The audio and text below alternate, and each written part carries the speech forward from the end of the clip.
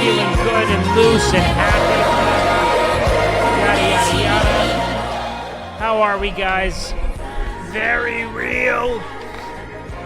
How we doing, guys? Welcome in. Get settled, motherfuckers. Get settled. We got a long day of I don't know what. I just ate like a peach and a half. And so I'm tripping off the fructose. I'm having a sugar rush. Remember those kids who were like, has anyone ever actually had a sugar rush before? I've never felt one.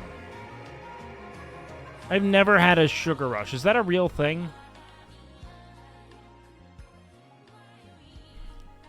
I have as a kid. I think that's placebo. I think it's just kids being like, oh, sugar. Like, I think so much of your expectation of the world is framed by media, and I think that, like, the sugar rush, like, Disney Channel, like, shitty younger brother narrative is what led us to think that was real. There's no way. There's no way it's real. Not to the extent that we make it. They made it seem like it was Coke, man. Like, whatever... Yo, Iron Fork Jim, thank you so much. We needed you. Look, whatever a sugar rush was, I want to feel it now. If that's real, I've never known it. Dude, I did see the Kyrie game winner, and it was fucking insane, dude. Yeah, well, there's no, like, mechanism of action that would explain a sugar rush to that extent. Like, on a, I guess, like, maybe, like, a surge of dopamine, maybe? But that'd be it. On God, dog. On God. Yeah, it'd probably be from the caffeine and soft drinks, if anything, right? Isn't it funny that they... you know what, dude? You know what? I'm an idiot. My entire life, I never put any thought into it, and I was like, why the fuck would they call it a soft drink? And it's because it doesn't have booze in it. That's the only reason. That's why they call it a soft drink. I never even endeavored to consider why. I just never thought of it, ever. I was like, soft? That's odd, because it's kind of like a hard drink, if you think about it. Like, a soft drink would be mellow. Like, a soft drink to me would be milk if we were talking texture. But never before had I considered that's probably... Well, I don't know. I haven't confirmed this. I just brain blasted it. I was like, why the fuck is it a soft drink? As I, like, read the message out loud. I was like, what the fuck is a hard... And then I was like, oh, it's Mike's Hard Lemonade. And it's like I don't know, like you know, my stepdad's hard cock. Colloids. You came to the correct conclusion? Well, yeah, thank you. God, I'm a real savant when it comes to piecing together the world, as it were. And I'm kidding, I don't have a stepfather. He was just some guy. If you didn't have those as a kid, you didn't grow up right? That's what I'm saying, man. Hard drinks or liquor? Yes. It will, I mean, it'd be a drink with alcohol in it is probably how we, like, colloquially identify it, yeah. Just some cock. It's just some cock. All right, guys. Today on the agenda is fuck all. We'll probably end up watching a little bit more MasterChef because I was kind of enjoying that, but that won't be till later. I also want a game because I mean this. I just bought $200 worth of games on the Steam store. Do you guys want to know what I bought? I'll tell you. I bought 10 games because there was a Steam sale, and it was kind of sick. So I got Dragon Age Inquisition, which I think is just all the Dragon Age games. I think they'd be fun to play. I got Yakuza Like a Dragon. I already have Yakuza 0, so we need to play that. I got Monster Hunter Rise because I really liked the Monster Hunter world, and I wanted to see what the newer version of the game was like. I don't know if it's good or not, but the one thing I was getting frustrated with Monster Hunter World is that they really lean into the world thing of it, and you gotta, like, actually log into the war, like, you have to, like, play online, and I don't really want to do that. You know what I mean? So I had Dragon Age. Maybe we'll give that a try. I hear great things. Rise is fine. World is better. Well, I have both the Monster Hunters, and they were like $20 each, so I just said fuck it. Rise is less world and more zone. Rise is the mobile version? Really? Well, I fucking bought it for some reason, so I have that. I got Love is All Around, that Chinese dating sim that people were playing eons ago, because I figured that'd be a fun night in the future. PSP days? Wait, Rise is not a play... Rise came out in 2022, dog. You seem like a great sword player to me. You can romance in Dragon's Age? Wait, can I fuck, though? Is there the implication of sexual intercourse? I don't need to see it. I don't need the full-on, like, morgue pie fucking, you know, Whatever it is. What's the thing that Will said when he got morgue-pied by the Tiefling? I don't need that. But if there's suggested sex, then that's a good game. I also got Hades. I've heard nothing but great things about Hades. And then I got a survival game called Tribes of Midgard, which probably is going to be mid as fuck, but it looked interesting and it was like $3. I'm just buying shit, boys. And then I got God of War, because people have always said to play God of War, and I've never endeavored to. I'm actually totally unfamiliar with the franchise, because from what I understand, it was entirely on PlayStation, and I didn't really have consoles much. So we have God of War from God of War 2022 or whatever. That was the date I saw. I tried to get the most modern of games, which maybe isn't the best bet, but I find older games are a harder watch typically. So I dropped like $200 on games. The Kyrie buzzer. How'd you like that Kyrie buzzer? I mean, I'll be honest, man. I was nearing the precipice of vomiting on a fucking leg press probably when that happened. But that was one of the most insane game winners I've ever seen. In fact, you know what? Let's watch it real quick. Because there are times where I, as a Mavericks fan, just need to be happy that something cool happened. And even if that's our anti-vax fucking flat earther getting a cool game winner, god damn it, I'm going to celebrate it. There's going to be some sort of split action to cause some confusion. Kleber inbound. Kleber. Maxi Kleber. Now, I love these because there's no, like, this has to be the best game winner to shoot because there's no real stake. Like, you're going to go to overtime. If not, it's not like you lose. Dude, left-handed, like, skyhook? For game? Like, what the fuck are we talking about, bro? That is absolutely insane. A left-handed skyhook has to be the single most insane game-winning condition I've ever witnessed. He's not left-handed.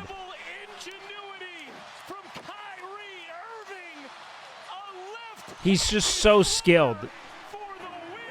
I love Luka because he just looks like a happy little goober. Like, he's like a little boy.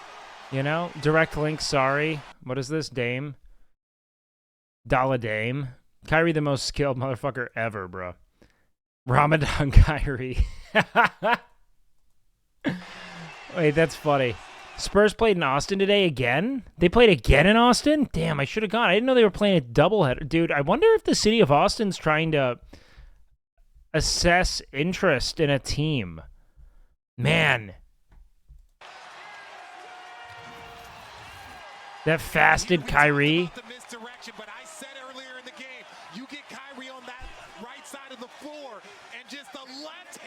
Bro. Insane, man. That guy's been cleansing his urine. Those homeopathic oils going to work. Look at that, bro. That is the most insane shot I've ever seen. And that's over Denver, which is a huge win for us, trying to climb our way into the fucking 6th seed so we don't have to do the goddamn play-in. He's like NBA Aaron Rodgers. Honestly, he might be even a little worse. You know, I like Kyrie because he plays for my team and he's good. Is Clip Q open? No, not right now. We're going to start our day off with a little bit of incendiary discourse. Aaron Rodgers is real annoying. Kyrie kind of fucks off. You know what I mean? Like, Kyrie doesn't go out of his way to say shit. Reporters have to learn not to ask him anything. I haven't heard him say a dumb thing since he got to Dallas. You know what I mean? As a Jewish Dallas fan, my opinion on Kyrie is directly related to his win rate. I'm going to start calling this dude a fucking anti-vax schizo the second he starts going 0-for in the playoffs, okay? But Rodgers, like, looks for media outlets. You know what I mean? Like, he's looking for, like, media opportunities and, like, he wants to sit down at the presser. Historically ridiculous. A left-handed running floater. That's so nuts, bro. Luka, in disbelief. He's, like, laughing. How incredible that finish was from... Dude, the amount of bizarre game winners, is fasting good for bodybuilding? Probably not. Kyrie Irving. Luka. I don't think it's as bad as people want to make it out to be, but I do think that in the event that you're training, you should probably replenish that muscle glycogen and start the process of repair, yeah. It knows he is a bad man, but when he looks over and gives that ball to Kyrie, Why is Pat? I don't care about Mahomes here, bro. Luka will trust that man with that shot. He's hit bigger ones. MLB team here in San Antonio and Austin would be so dope. Just insane. I don't really want a baseball team, bro. But a basketball team? This is entirely contingent on what sport I prefer, by the way. I don't care. We have a soccer team. I don't go to any games, ever. I've never been to one. It's not even that far from me. What a finish. Murray's three. Yeah, Dirk loving it. Then Doncic's three to tie. Murray shoots. I will just always love that a man who makes millions due to his mastery of a small sphere genuinely believes the world is flat. Kyrie's such a weird dude.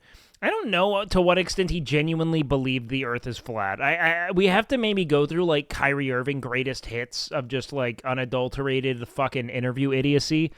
But the likelihood of him really believing it's one... I think he probably is one of those dudes that's like, I've never seen it, and just is being an idiot. Losing my first message... Oh, I thought you were saying, like, messaging losing my virginity. And I was about to be like, dog, turn the volume up. It's too early. It gives Dallas a final. I got you. And a massive win for the Mavericks as they end Denver's 5-game That's winning so streak. nuts, man.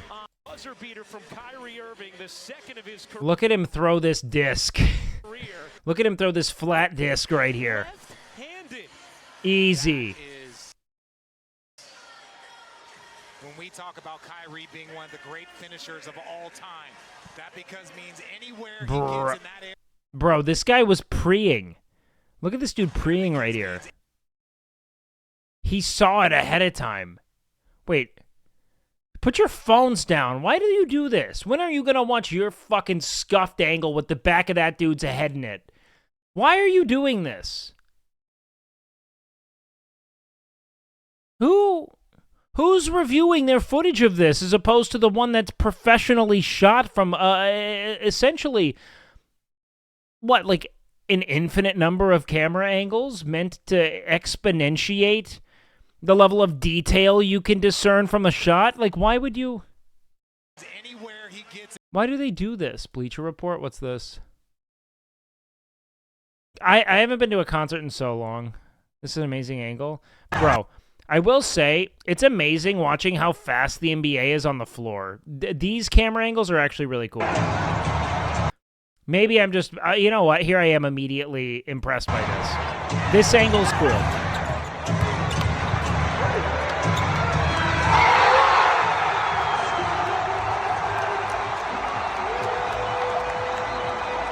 That's cool. That was dope. But I also probably dislike the person who shot that. I don't know why. I'm just saying it's probably likely. In that area, he can shoot with... Did they all skip leg day? Every basketball player? This is the most terminally online bodybuilder standpoint. This is like just dudes in the fucking absolute trudges. Just the crevices of their mom's basement getting what? It doesn't... They're athletes. Like, how can we have gotten so far? Like, these guys are like probably the best athletes in the world. They have like 38-inch plus verticals. They're all 6'5" or taller. They are faster, quicker, more endurant. They would literally murder any bodybuilder. If you were to put two people in a cage between them and any bodybuilder in the world, I pick them every time. Like, it is insane how far gone the discourse has gotten to where you can see actual functional athletes and be like, lol, wear legs? How indoors are you? Of all time. That because means anywhere he gets in that area, he can shoot with either hand. And Luka is in we were in disbelief. I mean, Richard, that's not a 5-footer. If Gordon didn't switch, that would have been blocked. I mean, maybe. Or maybe not. It seems like just throwaway coverage from Jokic, honestly. I mean, like... Type of low finish. Kyrie on that right side So let's see. Let's watch the play here. To cause some confusion. Kleba inbound. Kleba looking in for Irving. Well, I mean, like, if he didn't switch, he got screened. That's PJ. That's fucking PJ Washington with a great move. He didn't want to let him go. That's PJ there, man.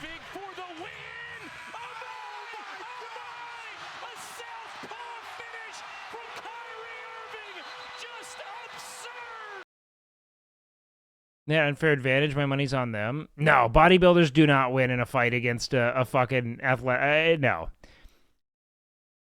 The amount of explosiveness and, like, I mean, like, I just don't buy it. The speed, the endurance, no way. This is staged and fake, so next game's tickets get sold out for more money. They don't really need help. Like, Dallas is a really popular franchise, especially locally. Powerlifters lack speed. It was great defense by Jokic. It wasn't bad. I mean, and just the left, you get Kyrie on that right side of the floor. Like, he's just a little slow. That's it. And just the left hand flow finish. That is one of the nastiest games.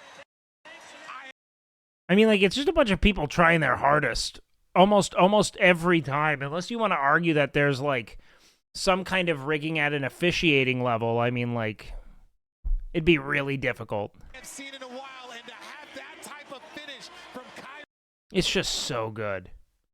Anytime you force someone to take a shot that ugly, the defense is okay. Yeah, I mean, that's not a shot he's supposed to make. Like, it's almost just GG's, you know? But we got skull fucked on one of those when we played, who are we playing? Was it like, Cleveland? You remember that?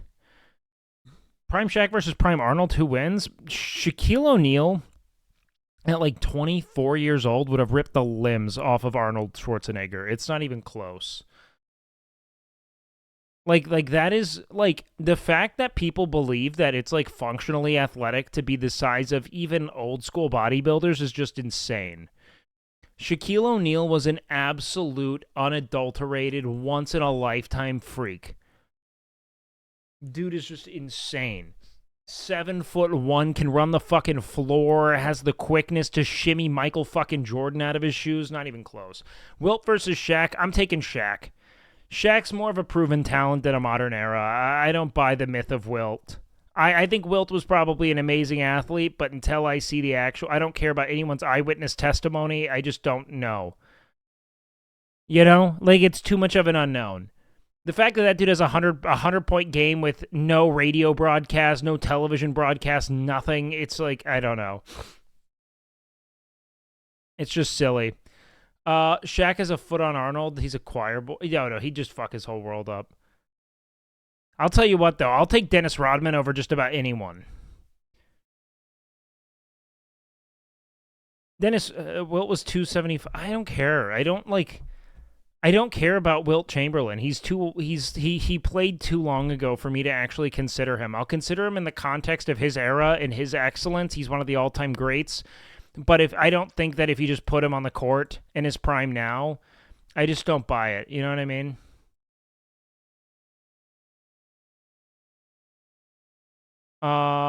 Give me Kareem. Kareem has more to it. Are you drinking the Galaxy flavored soda? No, I'm drinking the spiced Coke, and it's really good. I fucking love raspberry, though. I'm just talking athleticism. I think Shaq was more dominant given era. Probably, yeah. I'd say so. Dude, all right. Let me load up Clip Q real quick. Don't give me dumb fucking shit, or I'm gonna lose my mind. I mean it. Made a big impression with. A different Shaq. Now shot. He's huge. Shit's 2.5 stone. Oi, NBA legend Shaq sheds 2.5 stone in dramatic bodybuilding transformation. As he bids to become sex symbol. Fuck yeah, Shaq. Big Diesel. I fucking love that man. All right, DJ Clancy, what's going on? I am guilty of nothing! That is not true. Dan's got some theater kid in him, doesn't he? I need a reminder. Oh, I see what you are claiming I did! No. Yes. You're claiming I got rid of Twitch watch parties. Yes, it is written. You are It is guilty. written, but I am innocent, I tell you. Poor Dan just always has to answer for the dumb fucking shit that everyone decides to, like he just doesn't have total executive control over the direction of the website. That being said, Will Nephew's watch parties. I am innocent, I tell you.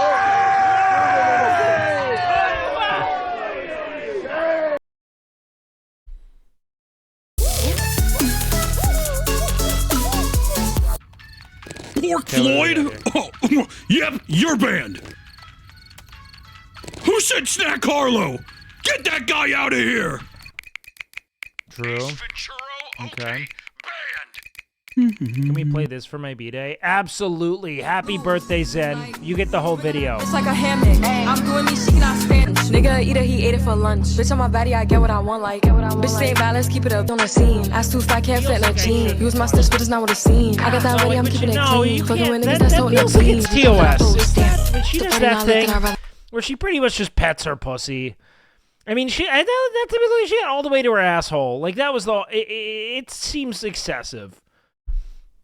She's beautiful. I mean, I love this woman, but I mean, not my TOS. I mean, if it was expressive. How can I lose if I'm already chose? Like, if she feeling hot, then I make that bitch frozen. I get a bitch tired every time that I post. Damn. Happy birthday, Zen. Can't a woman have an itch? Hot, then I make that bitch frozen. I get a bitch tired every time that I post. Damn. It's not bad, they be on my ass. I could hear you hating from the back. Balenciaga. I don't care what it is. Whatever it is, it's my thing. Baddie got a bag. Nigga munching ate it from the back. Nigga feeling gotta play it cool. Got the zaddy, I'ma make him move. You have to stop with this cringe twerking shit, dude. Can you just feel something for a moment? Can we not have to like tier it in the ladder of intellectual rigor and just let this woman shake her fat ass and be happy? Can we? Just for a moment. Need we make everything like if it's not a sonnet I dare not read?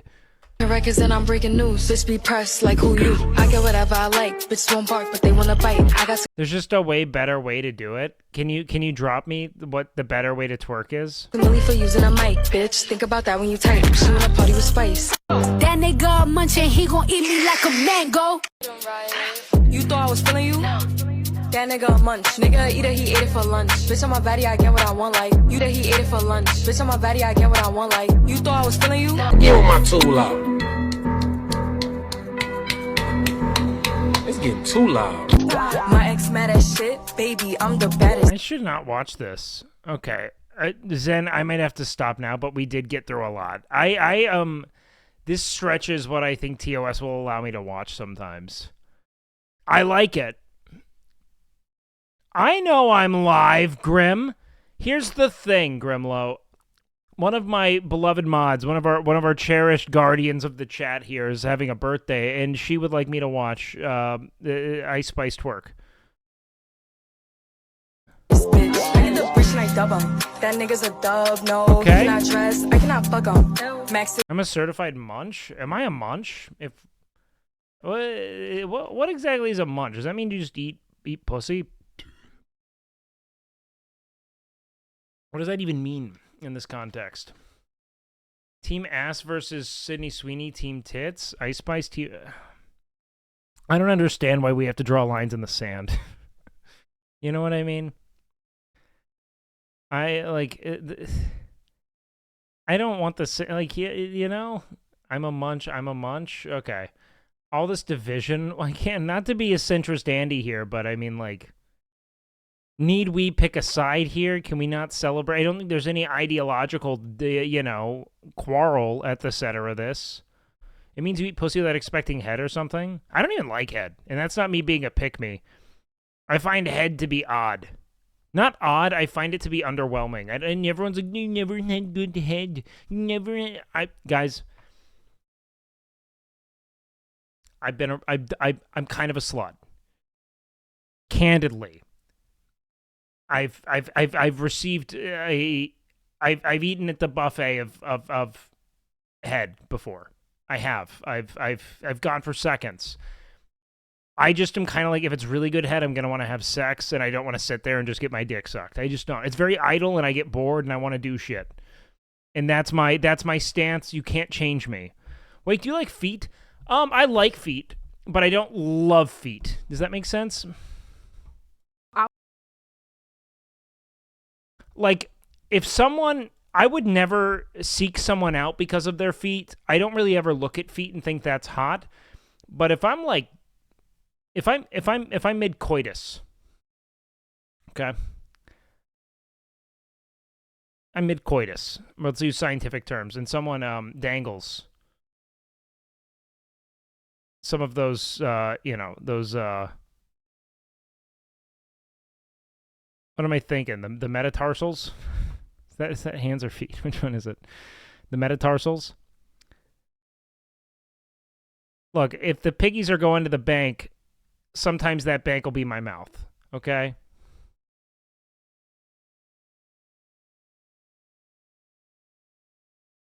That isn't to say that I, like, seek them out. But it's more so to say that it's something to stimulate. And if I'm having sex with someone, I, like, want to act... I want to, like... I don't know. I just do shit. I'm like a jazz pianist. I don't know why I did that. I'm like a jazz pianist who doesn't know how to play piano, okay? It's a little self-aggrandizing to say I'm a jazz pianist. I just mean, like, if the feet are there, I'll play with them. You know?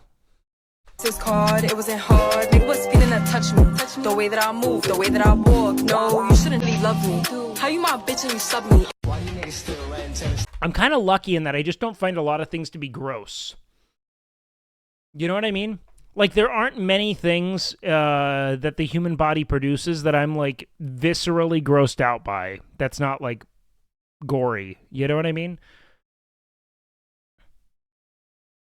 You haven't explored enough? I mean, there are things that aren't like, you know, there are certain smells that I guess aren't pleasant, but generally speaking, I don't have a very sensitive nose. I don't have a very sensitive, like, palate. She's actually attractive? Is she actually attractive? Yeah, what? What do we mean, bro? Like, what is the... all of our brains are melted if you don't think this woman is good looking. Should see her without makeup? God, get laid, dude. I'm not trying to shame you here, but, like, have you lived with women? Have you ever woken up next to a woman? She looks hot just without makeup. This is a done-up woman. More than me? True. She's not hot. She's not hot. She's an attractive woman. She has a nice face. I just think that there's a lot of,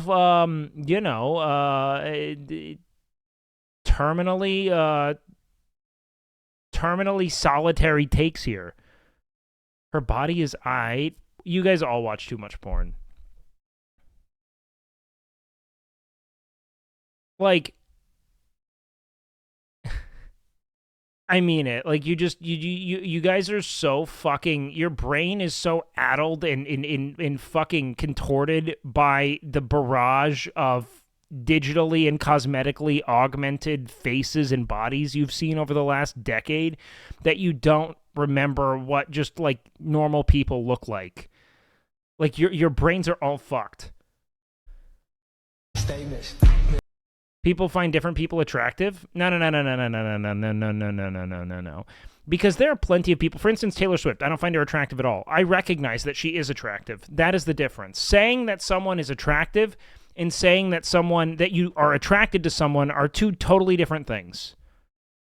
I recognize that this woman is attractive and I'm attracted to her, but she is objectively attractive. There are some people that I'd say probably objectively aren't that attractive that I also just really want to fuck.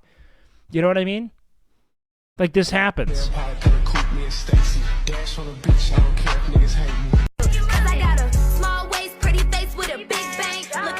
Swifties will cancel you, Wake. Stop. No. Hopefully they respect that we all like different things. You cannot be attracted to someone without saying they aren't attractive. It's not hard to do. Yeah. Also, I'll never understand, like, outside of, like, you know, the premise where I said this one thing because it was helpful to illustrate my point, right? I don't really see the point in going out of your way to be like, this person is not attractive. Calling her not attractive is kind of cope. You could say you're not attracted to her, but, like, to say she's mid is absurd. Like that is you. I just term like you will jerk off with the tears of your own solitude later. It just makes no sense. How on earth can you go out of your way to like disparage people? I'll never get it. How you hating on a bitch and you my mama age? That's excessive. Yeah, they mad. She's hot. Yo, what up, Habibi? Hope you're doing well, All right, Wade. wait, so what is this? Been enjoying your streams recently, less than 3. Hey, big love, Habibi. I appreciate that, dude. I think calling her not attractive is messed up. Down syndrome people are attractive. Let's not be ableist. This woman does not look like she has Downs, dude. This concept of like, I know Wubby has popularized this on the within the Twitch sphere itself. She does not look like she has Down syndrome. This is just an insane stance. Or somebody that's like obsessed with you, or it could be a hater. Either way, they're still obsessed with you. A eater is just somebody that just like to like eat.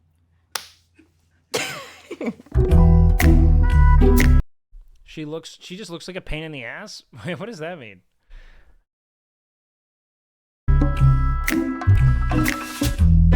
Also, guys, look, at the end of the day, I'm just a horny dude.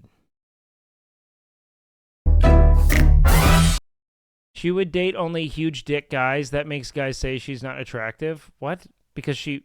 Wait, are you saying huge dick is in their dicks? Or, like, they have big dicks? And so men are afraid that she's had big dicks, and so they cope away? What is your stance? Dude, you know that you have truly rotted to the manosphere when you look at a woman and the first thing you think about are the kind of dick she's fucked? You just know it's gone. It's too far gone. You're already down the slippery slope to fucking terminal solitude. You're there. When you're just looking at a woman, you're like, oh, I bet she's had such a girthy dick, dude. It's too far gone. You've drank the Kool-Aid, dude. You got to go catch up on your Hustlers University homework. A fun fact about Munch that I don't think everybody knows is I recorded it in my room and it took me like an hour. I was like, I'm not going to think too hard on this one. I'm going to just have fun. And like, it just came line. That's interesting. All right, I don't want to really watch it anymore, though. Okay, let's watch this case. Metallica? Oh, bro! I won't think too hard. Sure, I mean, a lot of great artists just go into the booth and say shit. That's what Juice WRLD did, and Juice WRLD has some of the most iconic fucking melodies in hip-hop over the last decade. Mom!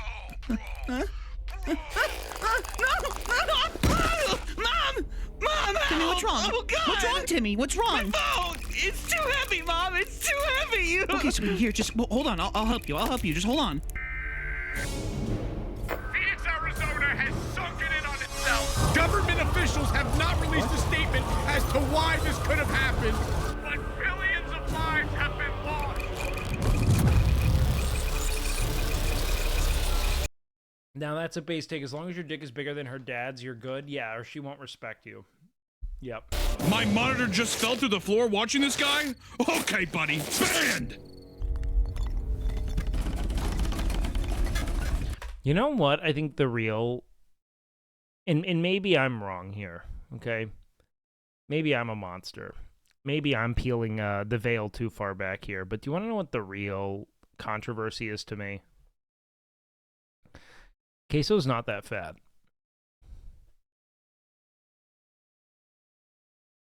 He's fat, but he's not that fat.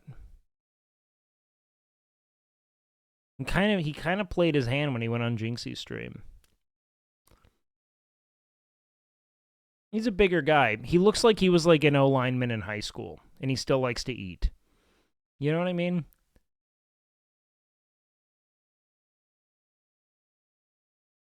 Like, that's what I see. He's not that fat. He's fat. Like, objectively. But not to the degree that they make this. ただいま、東京が何らかの現象により地球に飲み込まれたというニュースが入ってきました。科学者の方たちは、Large sinkholes appearing. 日本全体が飲み込まれるだろうと言っています。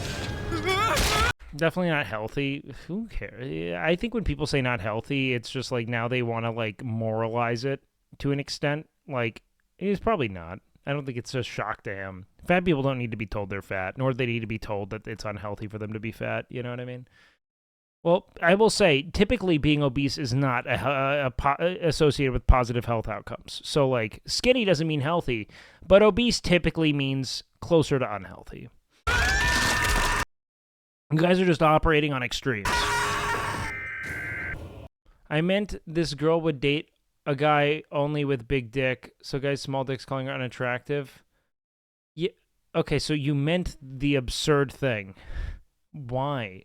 Why do you think she would only date someone with a big dick? Like, why? Based on what? I don't... this fucking pornographied fiction that we've all, like, seem to have just, like, consumed and assimilated into our belief system, that all women want as big of a dick as they can possibly encounter, is the most asinine shit. I promise you, your dick is fine. You're getting too big. If you grow anymore, you will implode the Earth and destroy humanity as we know it. Oh yeah. Okay. Banned. Too small is bad? Too big is bad? What do you mean? Do you really think that there's just like an infinite scaling vagina out there that doesn't hit a capacity that's no longer pleasurable? Like, there's a reason. Most vaginas can only accommodate up to like 4 to maybe like 7 inches of dick anyway, man. I mean, like, you got to think that there's a finite amount that can be handled there. Like, I don't understand if you think there's just like this, like, there's like an infinite portal there.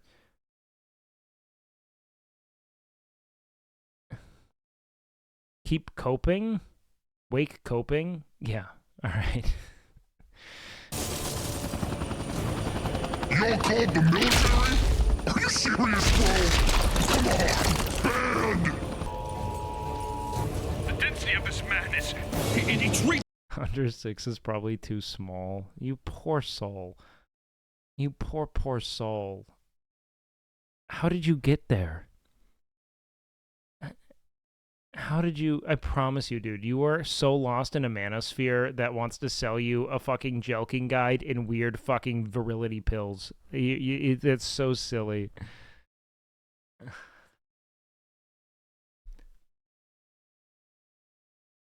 Everyone's missing the real important vector, which is the amount you come. Because that's more indicative of virility, all right? What women are actually attracted to. I don't just mean distance. Distance does matter, but it's about total volume. If you're not coming at least, let's call it like a quart, why'd you show up?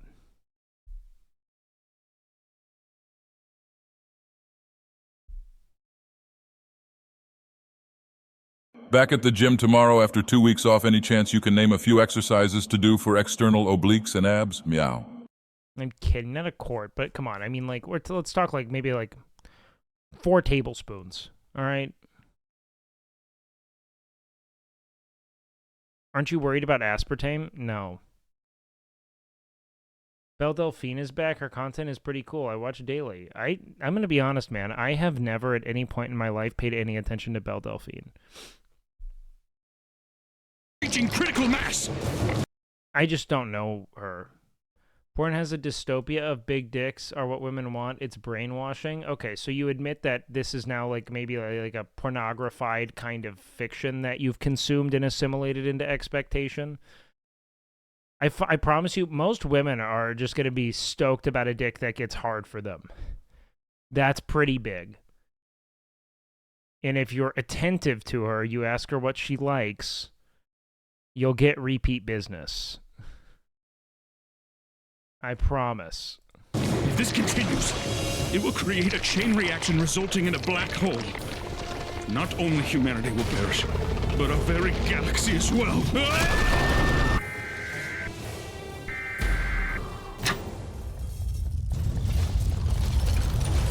Okay, so the joke is that he's very fat. Alright, I guess this young's gonna blow up now. Whatever, man. Banned! These are recommendations. It was our fault. We provoked him. And now we're all going to die. No, sweetie, don't say that. Don't say that. We did this, Mom. Can Wake not hear TTS? No TTS went off today at all. I don't have 100-bit TTS because I don't want to constantly get bludgeoned by TTS. Did you drop bits? I don't even see it in my It did?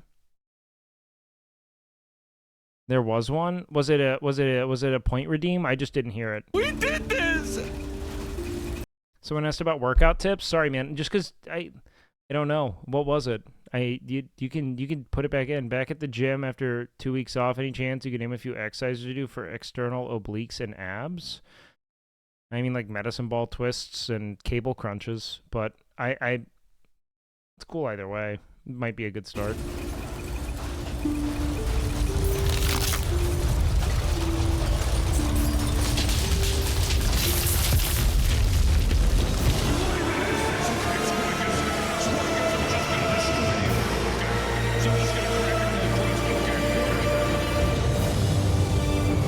Answer equals consult a personal trainer about how to train.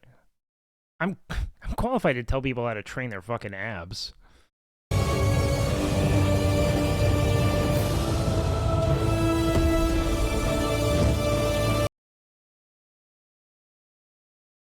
Would you consider taking Fat Camp to play disc golf? It's a low impact activity. I mean, sure, maybe. A lot of them just want to train. This was a very, this was just a very long form Queso's Fat video.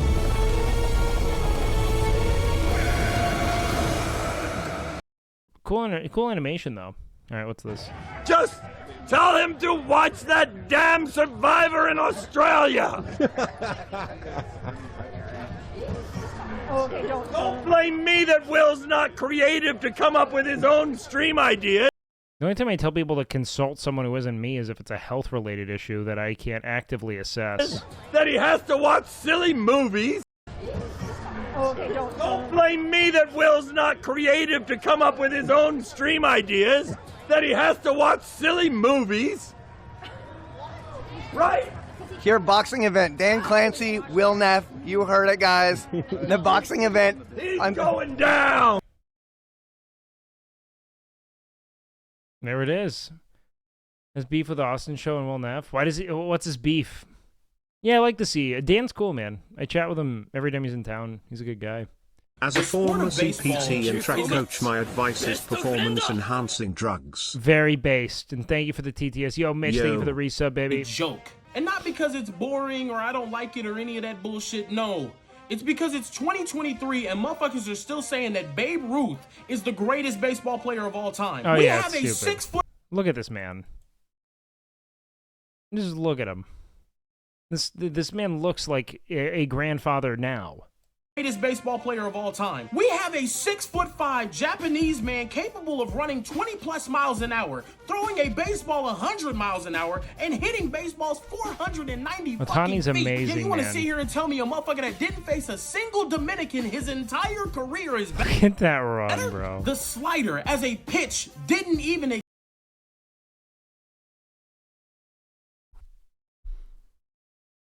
Didn't expect the wilt take in this one from you, but based. Exist when No, we're just so infinitely better trained and more athletic, and the sport is so much more developed that I just think if we're actually talking about the greatest of all time,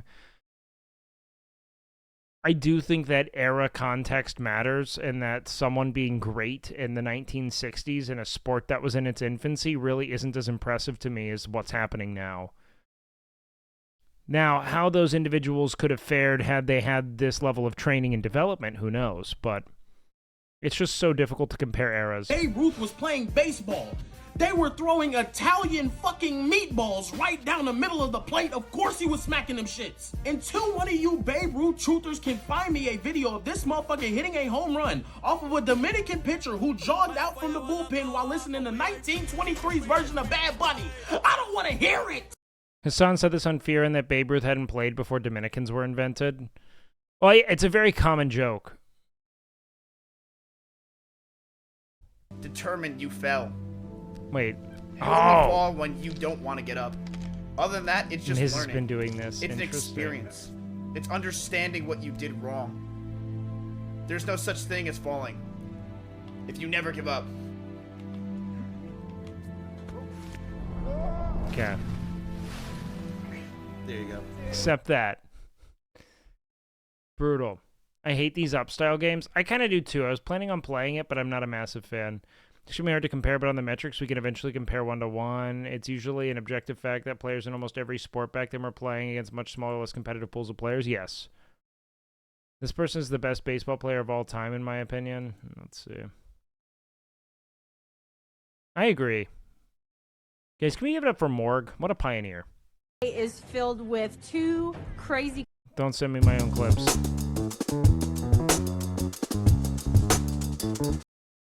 In the white and gold trunks, Joshua in the white with black trim. Okay. See the punches, at least the jabs through 2 rounds, 9-3. Michael Jordan, not the GOAT, confirmed. Ruiz mixes it up. Good uppercut and a hook. Puts Ruiz down. Wow, that was fast. I don't want to watch fighting tonight.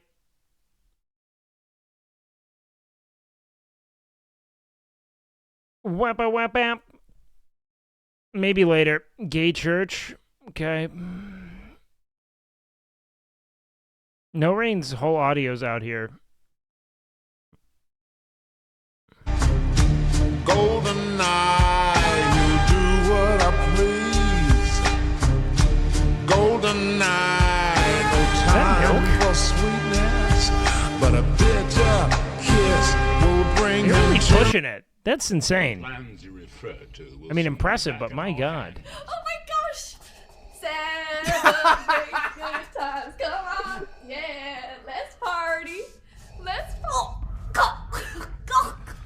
No, that one's so good. You got to go back for it. Girls have gone down a hill where the traditional women at. You see, all right, first of all, what the fuck does that even mean?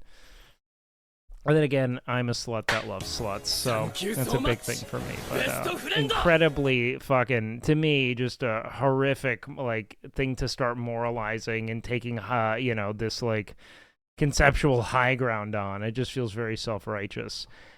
2, if you are building your perspective of the world based on the, like, 0.01% of people that are doing everything they can to capture the attention of as broad an audience as possible, you have already failed the litmus test for humanity in general. Like, you go out into the world, go meet people. They're everywhere. They are not doing this, not filming themselves, not... It's like, you guys will take a fucking TikTok that has a woman and be like, yeah, I managed to have a 12-inch penis and make $1 million. And you're like, God, women are over! Like, no, you just... You are... These are cherry-picked and oftentimes outright fabricated instances designed to farm engagement. It's just silly. You guys got yourselves a ship. The plans you referred to will soon be back in. I can't watch more of Like, that. that was amazing. What's going on Twitch? Oh my God. I just realized. You should be proud. I'm an asshole. Oh my God. Oh, wow. well done. What's going on with Twitch? Oh, yeah, we're going to react to some Zach stuff today. Because people wanted me to touch on this Gamergate thing, so I think we're going to actually get into the muck for a little. I mean, to be honest, sounds like, interesting. it's pretty creative, I'll tell you that. And also plays Helldivers this way, too. Really? Just celebrating women's empowerment. Yep, there we go. Who would have predicted back in the early 2000s that video game-related websites would become online strip clubs? To be fair, I think anybody could have predicted that. So funny. Sex cells. Don't you guys know your sex cells? Mark Pie did it first, I think, yeah.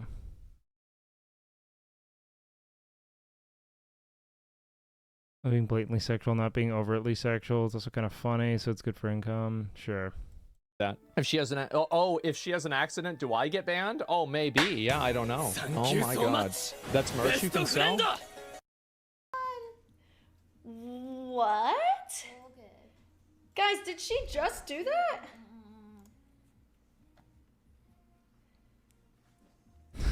This is so funny, dude. Let the jiggle begin. She's been on the bra wave. Such an impressive I'm push. so confused. See my VODs? I can pull up my VODs right now. Okay. Documenting everything that I did. Okay? And I know for a fact. Where's the green screen fucking with Listen. me? I do stuff, right? I do stuff. I innovate. I make things. The next day. I know that somewhere out there are just a ton of Dorito-dusted gremlins out there who are just mauling over the thought of these women calling themselves innovators, but they are legitimately innovating in the Coomer stream space. Everyone else copy. Okay? You did. She's actually pretty hot. You fucking God, you guys are so indoors. Yeah, both of these women are attractive. What the fuck? The same thing to me. You're doing it right now with the shake machine. Thank you for finally giving me my credit. I appreciate that. Were they talking? I appreciate that. Finally. Okay. The Asian bunny. Oh yeah, the Amaranth Hello? versus Indie Fox. Yeah. Hello? They went on a call. Can you hear me? Yeah, I can hear you. Can you hear me? You can hear me. No, Morg's great, dude. She's the shit. Okay. All right. What's this beef about? Bro, I have beef with you. You're going down. Okay, but for Yeah, real, this though, seems do we very have game beef? respect What game. is happening? We now have beef. We have actually like 2 pounds of beef. Oh God, I can't eat beef. It messes with my stomach. You know what's funny is that this is most people's experience of this whole clip right here.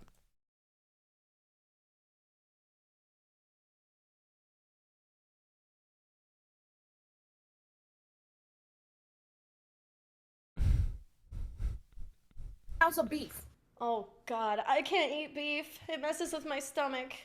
Guys, you guys see this? You guys are messing with her digestions. Come on, guys. Seriously. Oh God, I can imagine the fucking Legion of White Knights infiltrating both chats, just being insidious to the creator. How could you blatantly rip off Asian Bunny X? How could you blatantly rip off Mork Pie? Someone who's been trying to stay on the cutting edge of content. Like, you know it. Chat. So apparently we have beef. We have like 2 whole pounds of beef more. Okay. You and I were destined to be best friends like we are. This guy just called himself Korean Zombie.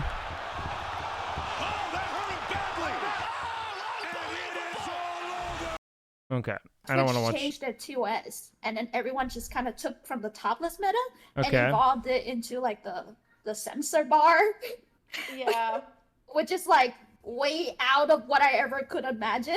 Like whoever thought of that was like, good on you. Feature every. And then Twitch was like, oh no, and then like Twitch was also like, oh, but you're. What the fuck is a Red Lantern Street Girl? That sounds odd. Is it a good idea to teach every... Streaming is a little harder than just being, let's say, hot. I think that the people who tend to do well are also, at the bare minimum, ravenous self-promoters with at least an eye for what is going to catch and hold the attention of people for more than 30 seconds. So I'm unwilling to say that this is like something that anyone, should they be attractive, can penetrate, because I've seen it happen time and time again of attractive women not being able to get traction because they're wholly disinterested in the actual experience of streaming and engaging with communities. It is harder than just standing there. Not measurably so, but building relevance and maintaining a charm that makes people feel seen and welcomed into your community is, I think, a legitimate craft. Doesn't have to be the hardest thing in the world, but it is absolutely a valid thing. I gotta go pee real quick.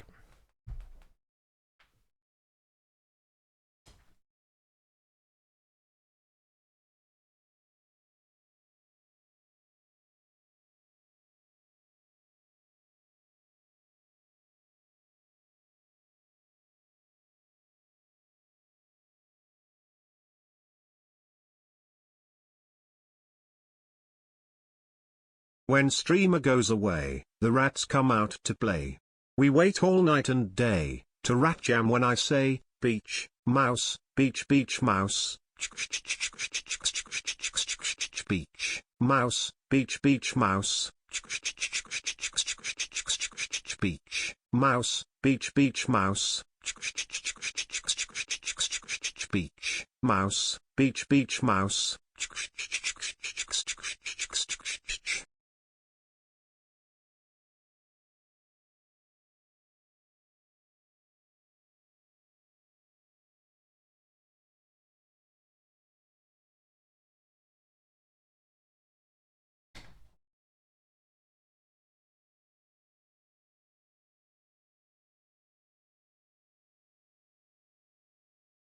You're allowed to twerk now. Also, you're allowed to like focus on your butt or your booba now, okay? And then I guess like people the next day was like drawing like Okay. henty and like drawing like genitals. Are they gonna say And then something? after I think the you can twerk. You can Okay, I'm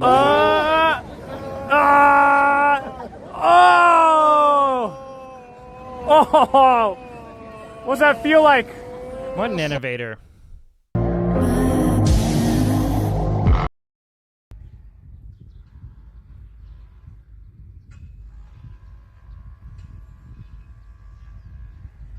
Okay, this is fucking captivating. Whoa. Where is this? Chi chi chi chi. It's amazing, guys. Dude sits through 90% of the clips and then skips it. I'm gonna be honest, it wasn't interesting to me. Taiwan?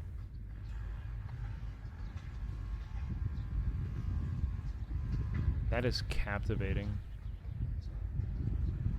The scale of that is so indulgent, bro. Lose, like. Okay.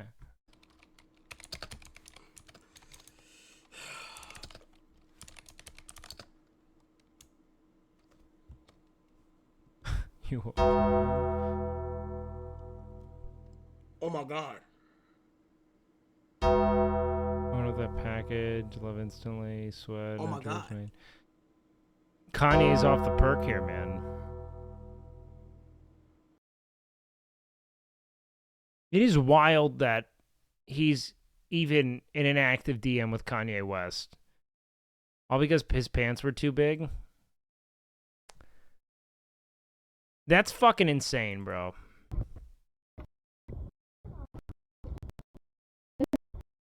What is this clip? Getting more and more uncomfortable by the moment. Alright.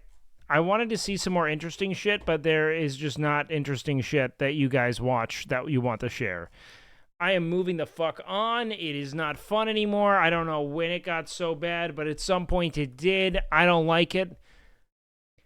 If I'm ever a 46-year-old man deeply concerned with what streamers think of me, you have permission to run me over with a car? Okay, deal. Were the pants actually too big, or did you not tie the waistband? It might have been a little bit of both. Would rather watch Gordon Ramsay for 6 hours? No, I wouldn't. In fact, I have a hard time getting through 1 hour of Gordon Ramsay. I don't know if you guys have gotten the gist from my streams, but I don't like reacting that much. I only do it in the event that I have nothing else to watch. You guys like watching reacts. That's the only reason why I do it. If everyone who wanted to watch reacts would watch games, I would just play games. That's it. I would play games every night. I would never touch a react again. Would you play Ghost of Tsushima on stream? It's on Steam now. I don't know. I just bought $200 worth of games, so I'm probably going to just keep that going. I don't mind reacts on some vector, but it does get incredibly repetitious to the point of outright unfun. All right, Sentaku sent me more twerking. Did you watch Dune Part 2? I haven't even seen Dune Part 1. I haven't gone to the movies in so long. It's been eons. Don't do reacts to appease chatters? No. You do reacts to grow your stream because people don't watch. They don't watch gaming. They just don't. If they did, all I'd ever do is game because I find it more fun. Dune, no, the David Lynch Dune, now that I could be into. Do you ever take yourself on solo dates? No, I go to work. All I do is work, guys. I mean it. I have multiple companies now that I'm working on top of my own stream, on top of other people's streams. All I do is work. Have you seen Gurren Lagann? Yeah, I saw about half of it. I saw until like the big twist in the narrative, and then I lost interest. More than the gym? Yeah. more than the gym, and we're trying to get some products launched before Camp Canute. So it's definitely a lot more work than I've had in the past. But yeah, without games, I'm super bored. GTRP bug to bite you again. People love those streams. It's fun. It's just such an insular audience. If it was more of like a broad growth thing, I'd do it. Again, the hard thing is that you just have to sell people on you, and gaming does a very poor job of it. I thought you had a wife. I know, I fuck your mother, but that's a totally different thing. It's mostly for me. When is Camp Canute? Definitely not for another couple months. Food Wars? I'll watch compilations of women orgasming while they eat food, but I wouldn't exactly call it Food Wars. Okay, hold on. We have a ton of... Let's see. This is actually like a real... We have some Asmon videos to react to today. Meet one of the Dans, they just say man to each other for hours. So did these Dans come after beef, or are they always a thing? Survivor? I don't really want to watch games that much. Or I don't want to watch, like, shows. I find it very dull and, like, it doesn't feel like interesting content for me. Okay. Is, like, Asmon bad now? I think it's really funny. Interesting. Why are they saying Asmon bad? For what?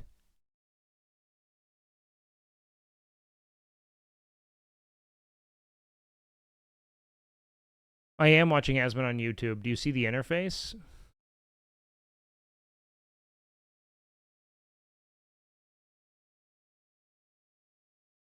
He's on his Gamergate arc. Well, let's see what he says. Really kind of a big story that's, I mean, at least, I don't know, you say real big story, like, I mean, this is my opinion of like what a big story is, but so okay. Sweet Baby Incorporated, this is the, in my opinion, I think that water, I know, yeah, well, I've said before, right? If I'm ever drinking water, you know I'm down bad. I got maybe 2 hours of sleep, okay? So yes. Wait, good point. Man is drinking water. Anyway, let's get back over to this. Sweet Baby employee. So Sweet Baby Incorporated, this is the, let me see if I can I find the Twitter page here? Yeah, let me see if I can find it. So working at Sweet Baby Incorporated, this is a, basically, in my opinion. What a small potatoes company, man. 2,600 followers. Narrative development and design, script writing, consultation, and more. Interesting. And this might be a very unpopular opinion, but I feel like this company is being used as a boogeyman.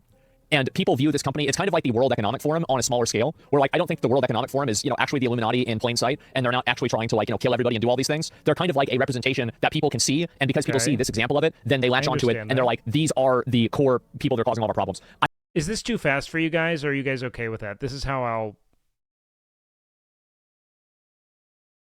What a comparison. I think what he's saying is that there are, like, material and in cultural conditions creating certain discourse, or certain, let's even say, like, material conditions for consumers that are... Slow it down. I'll just watch it on normal speed. Fuck it. We can milk it. That... When you finally have a face or a name to attach to an unpopular premise, you blame the face that it's attached to rather than the multifactorial kind of, you know, reality of said premise, right? So a lot of things are causing this to occur, and people are blaming one entity for it when in reality it's never that cut and dry. This is a fine sentence. I understand. I totally understand the problem that people have with this, but I don't think that these people are the only symptom of that. Now, obviously, I disagree with like what their kind of like their goals are. I disagree with these because I find them to be antithetical to the nature of what art is. But of course, obviously, art is decided by the artist. I think the issue is whenever people feel like they have to do this instead. So anyway, yes, these are an easy target, and these are people that are working at the company. And basically, this happened, I think, 2 days ago. I didn't cover it then because I just didn't really think it was that big of a deal. But now it's definitely worth talking about. What ended up happening is that there is a Steam group, and there is a person who is looking for. Why are you watching Asmon? I had some viewers who wanted me to essentially respond to or give my take on this like Gamergate 2 debacle, and so I'm doing that. Any game that used Sweet Baby Incorporated as a consultancy And they wanted to put that in like some sort of review, so anybody who goes into playing this game knows. There's some viewers that want you to agree with them. Well, sure. I mean, that's not the point of doing this. I'm not. When it comes to my stances and opinions, I'm never going to placate the chat. The only thing I'll do is I'll not do things as far as like content direction. But what I say, no. Is that the Sweet Baby Ink shit before this video? Yeah, I got kind of a primer last stream. I'm not particularly concerned about them. Basically, the people that made this game, like consulted this, like inclusion agency to try to tone down any sort of things that could be issues. It's basically like a, like on cigarettes where it says like this will give you lung cancer. It's like a, it's a warning label. It's real. I didn't get the. Okay, wait. So they're saying that what this Steam group, this curated Steam group is doing is identifying games that Sweet Baby Incorporated has worked with to say, don't use this, it's wokeified and will turn your kid trans or something. Is that what I'm... Okay. So that's what he's saying. Interesting. Really simple. And... yeah, I mean, this kind of like... here's the issue. We have this interesting intersection where you have the concept of free speech and the capacity to speak openly and critically about certain cultural movements or like corporate imperatives. And then you have what is now like the capacity to devastate businesses by manipulating a very limited number of, let's say, like often relied upon barometers for quality, right? So if you can get enough people to review bomb something in mass, you can devastate the bottom line of a company that may otherwise be providing fine games for most people.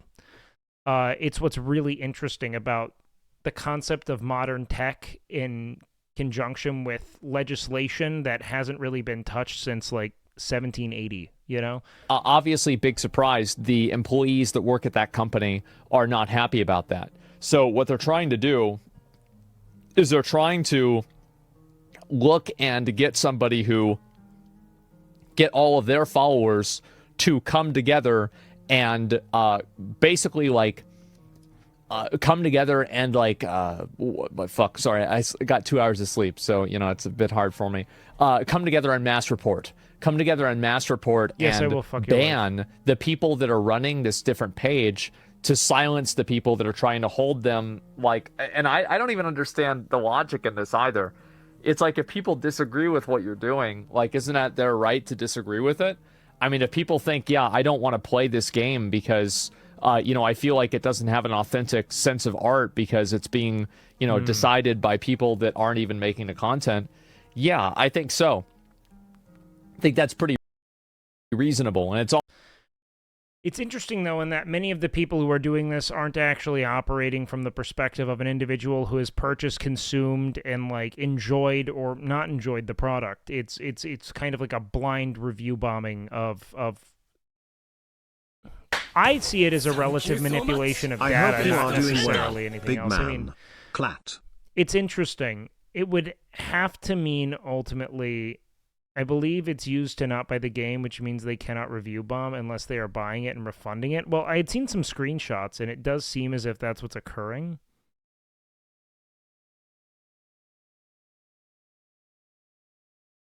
Now, whether or not that's valid, I don't know, but it does seem like they are.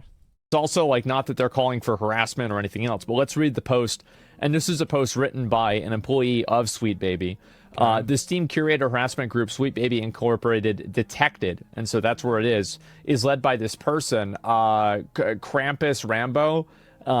Here's them trying to be slick so they don't get reported, even with the... I'm going to be honest. If this is what the owner of the company is going on to do, it just seems like an incredibly unprofessional operation. Because turning to Twitter is definitely not what I would have done first and foremost. I probably would have talked directly to Steam if at all possible. Like, it seems as if there might just be an actual, like, leadership issue at the helm of this company. Discriminatory language filed off, the group itself still fails the code of conduct.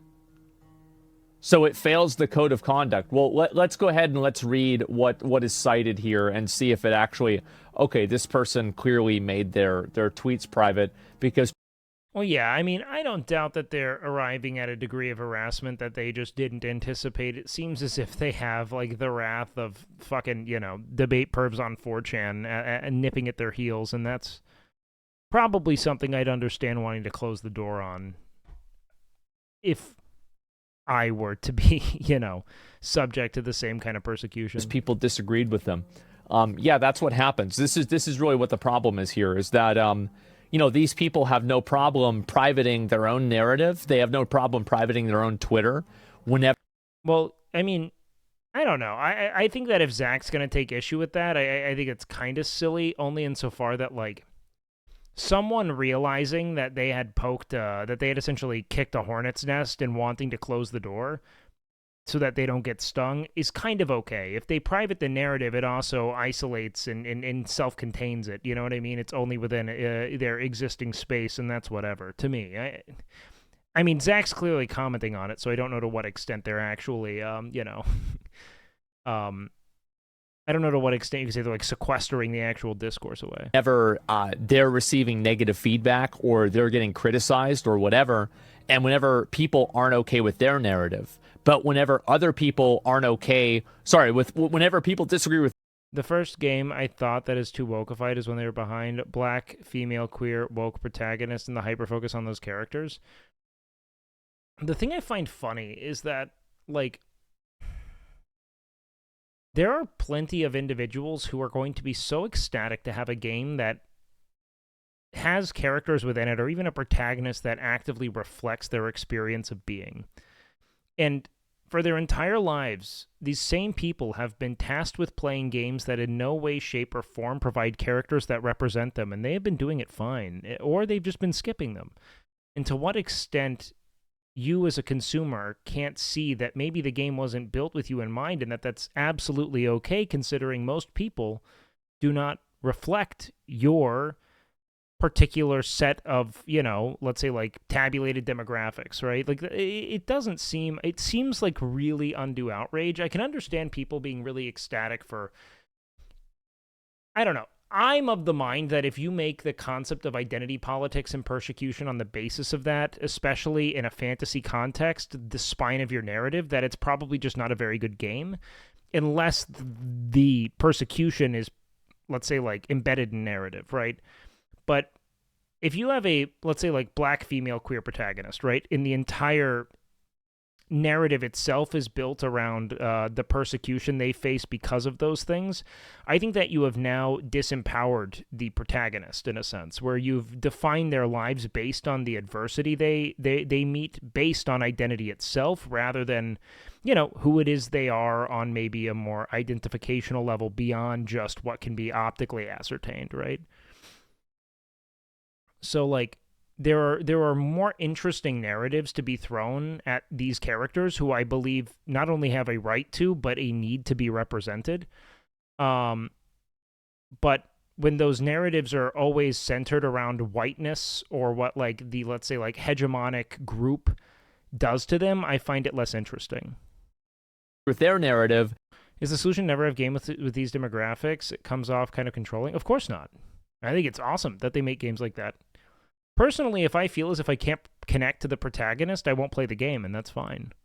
There's just some games I just don't play. There's some films I don't connect deeply with because it's not representative of my experience and therefore doesn't communicate as universally, but it's being made for someone else, and that's not just a good thing, it's a needed thing. We all deserve to have representation in media, and as long as it becomes, let's say, a part of a, present cultural imperative to provide people with those, corporations are going to meet that. You know what I mean?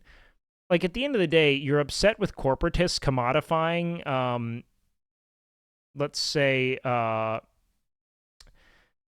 minority identities and minority identity audiences. Like, that's what it is, You're upset with that they're commodifying that. You're not upset with the individuals that are getting games delivered to them on that basis. I think a lot of games nowadays are sacrificing story in order to make sure they make everyone happy. Assassin's Creed having a male or female option. Why not just go with a female and let's delve into her story versus sacrificing the struggle that the main character would have to experience? I kind of disagree. I don't think that a narrative has to be gendered to be interesting, and I think that if your story is so based on either men's issues or women's issues that you can't swap between genders meaningfully without it being, like, let's say, like, narrative rupturing, it's a poorly designed story. That's my take. I don't think it's a problem at all. In fact, I think that I actually encourage total customization of the player-operated protagonist in most instances. I used to do this exercise where I would write a story. When I was in college, I'd write like a script with a female protagonist, and then I'd just try to flip all, that to a male protagonist or vice versa. And in the event that the story no longer worked, it was poorly written, in my opinion. Keep politics out of games? I mean, politics will always be in games. I think the problem is that you now consider the identities of individuals that do not directly represent you as what may be a white man, I'm being presumptuous here, as being intrinsically politicized, which is really sad for people who just want to play games of people that look like them because, you know, we've had that privilege for some time, and I can say personally that I've always liked designing protagonists that represent me, so that I can experience the joy of like a self-insert story. You know what I mean? They immediately put themselves on protected mode and they exercise discretion in what they want to see. But they don't offer that same ability for other people if they want to do that through a Steam page. You understand how this is effectively the same thing. Like, is you're allowing people to censor content, and I am a big advocate of self-censorship. I am a big advocate of it. I think that if you don't want to see something, you shouldn't have to see it. So I think that it's very problematic that this person is going to put out an opinion and then protect their account whenever effectively these other people want to protect their account by avoiding other opinions. They're literally doing the same. Has been saying this while literally banning everyone disagreeing with him in his chat is hilarious. I mean, people can do whatever it is they want within their own chat, frankly. I think that the chat vibe tends to be relatively, let's say, like, I think that the health of the chat is facilitated by verging more on the edge of an echo chamber than a kind of like a divisive debate wasteland. It's really not that bad to do. Same thing, but in a different order with a different sense of goals. So that's basically what ends up happening. And so anyway, even with the discriminatory language filed off, let's see if we see any discriminatory language. I'm going to see if I can find this real quick and go from there. Now, are people like this? It's very simple. People are like this because they are constantly told that they have the moral authority to act like belligerent bad people. And once you give people enough moral authority, they become tyrants. And that's just proven by all of human history. Authority, act like belligerent bad people. And once you give people enough moral authority, they become tyrants. And that's just proven by all of human history. Like, that's basically where I would start, is I would say, like, all of human history, and then specifically religion. So, yeah, that's... I think that it's perhaps a bit disingenuous to act as if there's a single individual operating under this kind of like presumption of like absolute moral authority, rather than maybe in this particular instance a single person being made out to be the kind of functional lightning rod for the contempt of their opposition, right? Like, I would say that Asman would be a better stand-in for the opposition of this, potentially. I don't actually know what his stance is, right? But like, this individual's representing the wants and needs of a different demographic, right? And so for him to act like this is one person operating with absolute moral authority seems a bit odd. It'd be like us saying Asman is that. Asman is representing a perspective. This individual is representing a perspective. It's probably not that. That's basically it. And anyway, I'll go back and I'll see if I can find this page myself. Sweet Baby Ink detected. And I'm going to go ahead and see if I can look it up. Because as I said before, guys, I do really like to look these things up myself rather than have somebody else tell me. Okay, so this is a tracker, and we've got it right here. So this is it here. Sweet Baby. So they're reviewing. incorporated, and this is the Steam page right here. It's got already 21,000 followers. So there's clearly a lot of people that feel this way, especially for something that feels so niche. In my opinion, I think it's actually quite niche. But I think it's more representational of the fact that people are tired of having their narratives and stories in video games and also other types of media Now it's like 250,000 followers because of Zach. Fuck. be handicapped and circumcised by people who feel this way, especially for something that feels so niche. In my opinion, I think it's actually quite niche. But I think it's more representational of the fact that people are tired of having their narratives and stories in video games and also other types of media be handicapped and circumcised by people who... I think that this is really fucking stupid. I think that what they're taking an issue with is just poor storytelling, because let's look at a hyper-modular narrative, right? Something like, let's say, Baldur's Gate 3, which presented a bevy of people of color, people of divergent sexualities and identities that never seemed to upset fundamentally the experience of those who didn't represent those particular, individuals or characters, right? It's about providing a breadth of options and opportunities so that everyone can experience that kind of visceral self-insert narrative, right?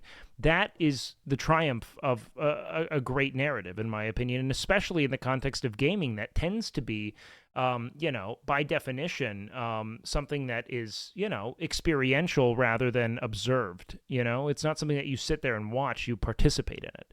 And so having characters that you can design and create to feel as if you are better represented in the story is a great thing, as well as providing individuals a breadth of different perspectives. I mean, I'd get bored if I exclusively talked with other white dudes in a story.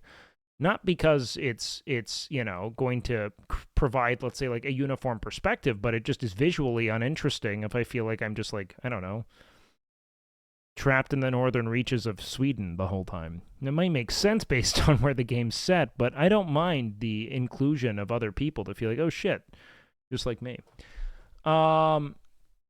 I half orc had gay interdimensional space sex with a wizard, and I was thoroughly entertained. Precisely. I think the problem is that if a story hinges on the identity of the character or of the characters around them in a way that feels like it may be pedantic or politicized, it's probably just not a great story and is rather white people probably commodifying the concept of the white oppressor to their own enrichment, which is uninteresting from a story standpoint, in my opinion, and I'd rather you find a way to make it about, I don't know, elves and orcs or something.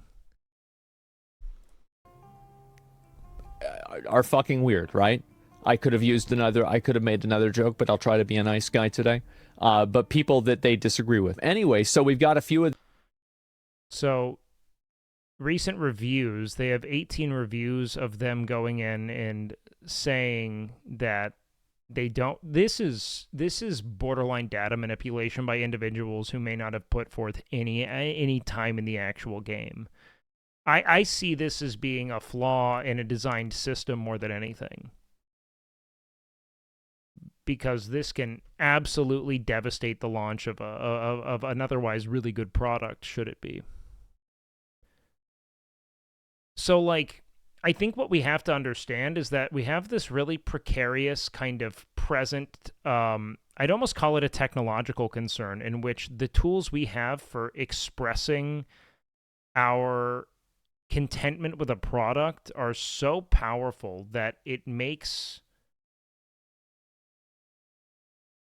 the influence of a coordinated group that feels spited so significant that it's now become, kind of to the irony of Asmon's original point, a moral authoritarian is a monolith, right? Like, they can all now come together and decide whether or not something appeases their sensibilities from a moral standpoint, in a way that is, I mean, like, we'd have to then organize a, in equally significant opposition in order to fight it, which is just odd.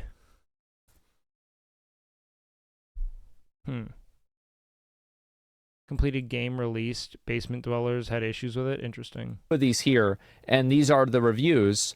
And if you look at, for example, this is about a tracker for games involved with Sweet Baby Incorporated. So as we can see here, does anybody see any discriminatory... Hundreds of Steam curators, in my opinion. I don't think just one of them saying a game is bad will absolutely destroy its launch. Well, I think it has 250,000 members now. I mean, it's more so like we've watched what can happen when a bunch of, like, I don't know, like bored dungeon-dwelling fucking incels decide they don't like something. I mean, it can wreak havoc on things. They've skewed international polls before pretty well. Or, sorry, let me make sure that I'm using the... But again, it's like this is now an issue in that how do you mitigate, let's say, the scope of influence that individuals can have when they act out of spite in this one instance, you know, without diminishing the significance of free speech. You know what I mean? The word correctly. Yes, even with the discriminatory language filed off. Is there any discriminatory language or anything problematic here? I would say that there's definitely not. I think this is an extremely reasonable thing, and if people don't want to watch, like, you know, for example, like Bethesda, like all games that Bethesda made, you don't want to watch it and play any of those games, like, you're free to make a list of that. Why do these people think that they have the unique authority to remove people from collectively deciding not to consume their content? And this is really what the problem. But the problem is that it extends far beyond individuals talking amongst themselves and determining not to purchase something. It is now that it has become a point of, let's say,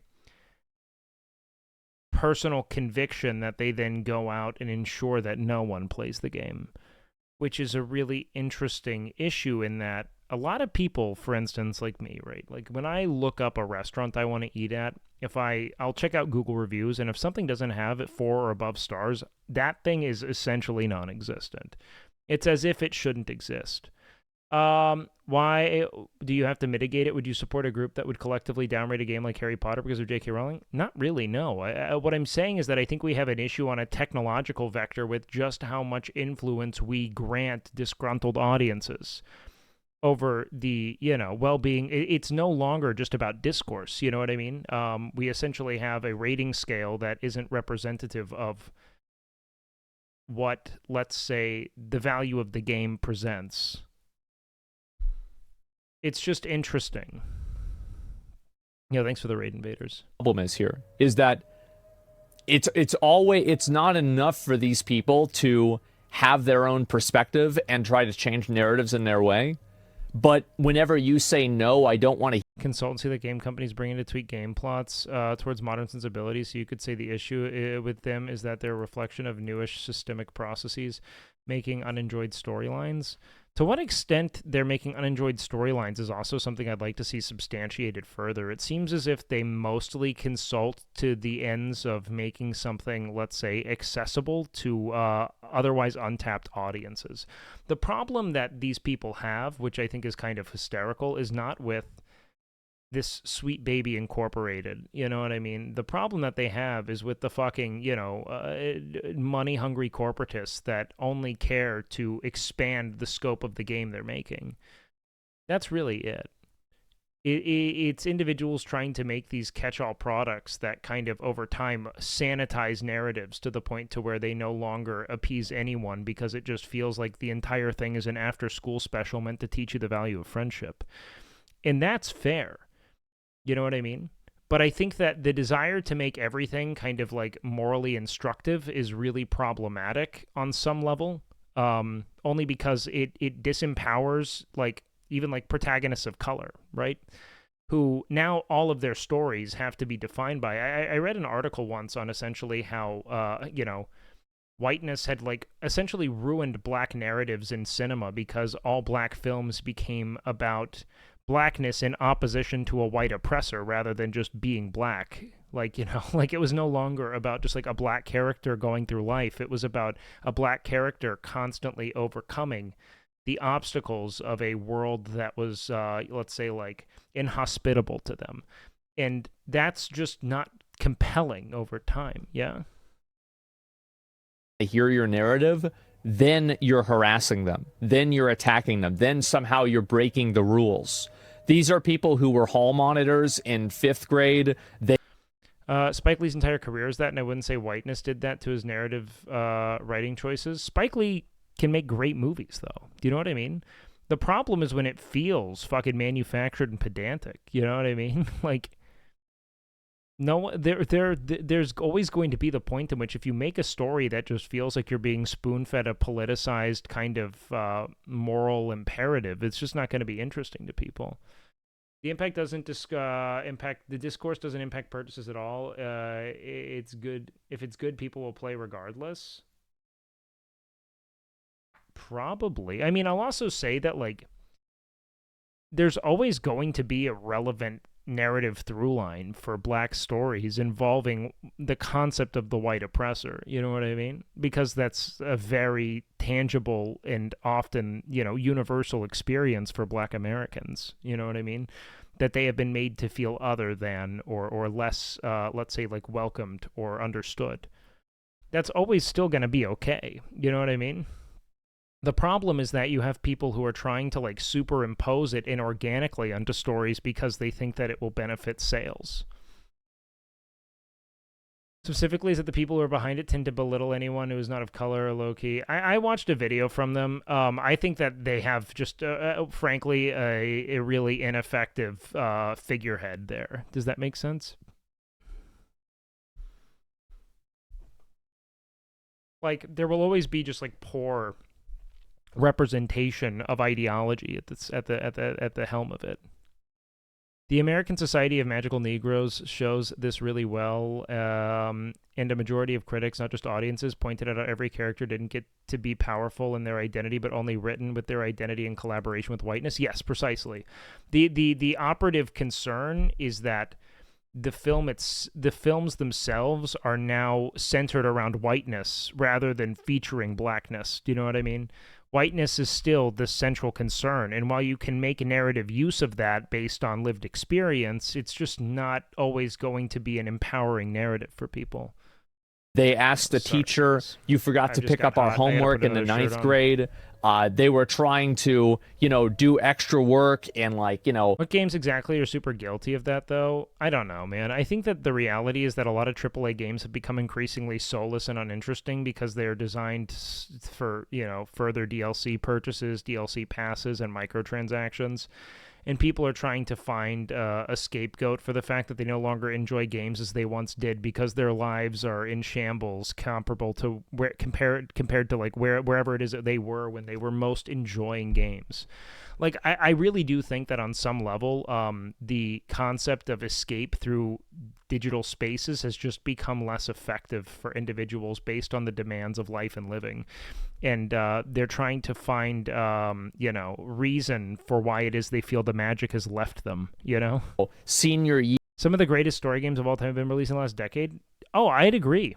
I think some, but the thing is that there are a lot of really expensive and shitty games that derive from, like, historic franchises, and I think that's more of the issue, Year and making... Like franchises that people love have become increasingly underwhelming. But then we have these massive triumphs of games like Baldur's Gate that finds a way to create not just an inclusive but immersive narrative for anyone who plays. That's a win. Everything more fucking complicated, telling on people in 11th grade for, like, being on their phone. Like, these are professional hall monitors that add, in my opinion, literally no value to anyone. How, Zach, though, how are these individuals not exactly that, just to an opposite perspective?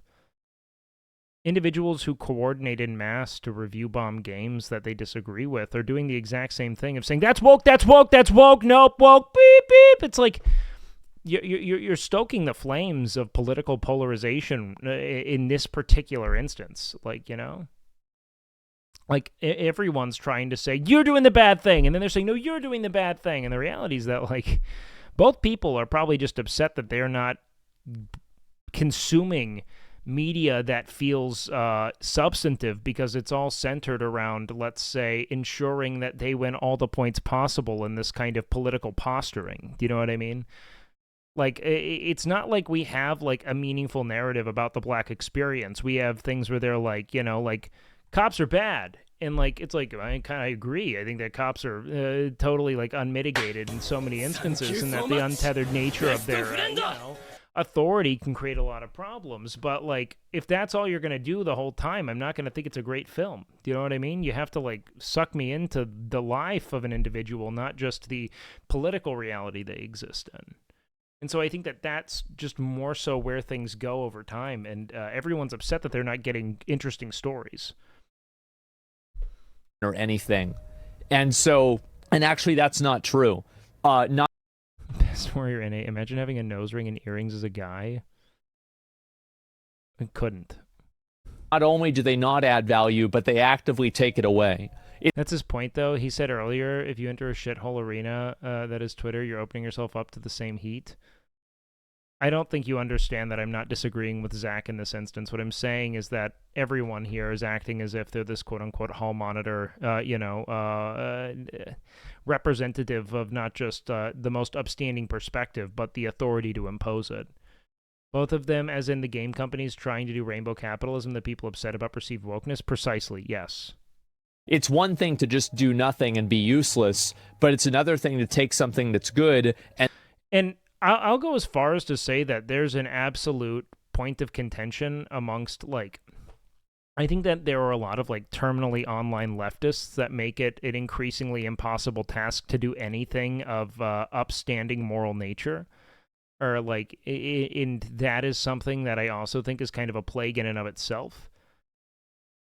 You see increasingly not just the infighting that it perpetuates, but everything becomes a race to the next most niche and underrepresented cause, to the point of it no longer being about the cause itself, but about the fact that they have found it. And I do think that the online discourse of leftists, while fighting in the direction of something I stand behind, is counter to its own objective in a lot of instances. And then ruin it, which is what a lot of people are accusing them of. Now, I do think that it's a legitimate concern, and it's actually true that Sweet Baby is getting kind of scapegoated in this problem, and I think that they are a symptom and not the disease. This is just simply a massive zeitgeist that's happening in media right now anyway, and because they're... The reality is that people of color and divergent identities would like to have some narratives that represented them.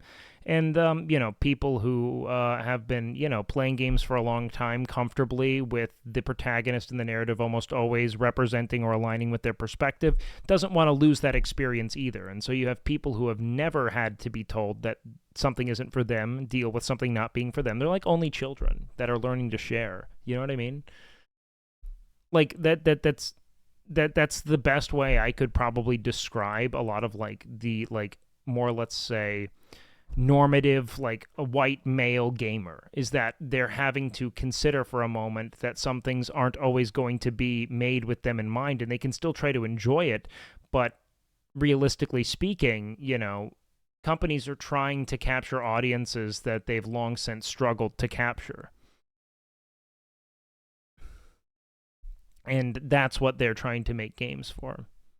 I don't understand how minorities aren't represented. Okay. Do you want to talk more about it? I can show you some of the best games from the last, let's say, 40 years, since the advent of gaming, and I think you'll probably get a better idea of what I mean when I say that. They're the ones that people have decided are the ones that are wrong, then, well, now everybody's going to be talking about them. That's it. Yes, they're not the only company for this, and it is definitely, like, kind of overrepresented.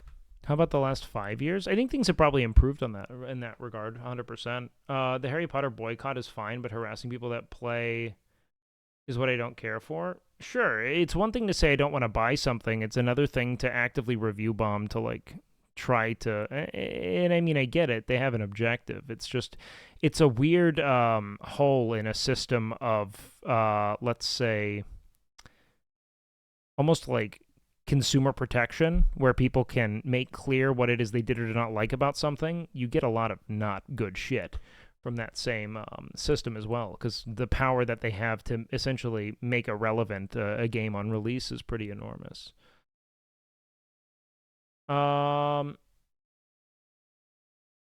Let's see. Why does it have to be best? Why does it... Wait, hold on. Why does it have to be the best to be considered represented? Well, I think we're seeing it at present in the amount of people who throw fits the second they're not represented in a game. They always see it as having some kind of, political objective, right? I just, it's odd. I don't necessarily think it's a problem, but games are experiential, and the more visceral this experience of self-insertion is, probably the more immersed you're going to be in the story. You know? Hire consultancy to make small tweaks to reach those audiences. That's so insufficient and yields games worse for everyone. Really, to do that right, the intent needs to be ingrained in core games and plot design. Sure, I'd agree. There was obviously less minority representation like 40 years ago. There was pretty much only white men making games, but were the games in general better? Well, it's hard to say. There have been a lot of games made. I'd say that generally speaking, games have suffered more from the imperatives of capitalism and the desire to milk every cent from the audience that you have captured as possible. You know what I mean? People freak out if you can't have breast removal scars on your character? No. Niche audiences on Twitter do. And now I ask, if you had the option to add those, to what extent would that ruin your enjoyment of the character if you need to not have it? Like, you're taking really niche outrage on Twitter and making it representative of a movement that's like, everyone should be able to feel like they have a place in this universe as the character they pilot.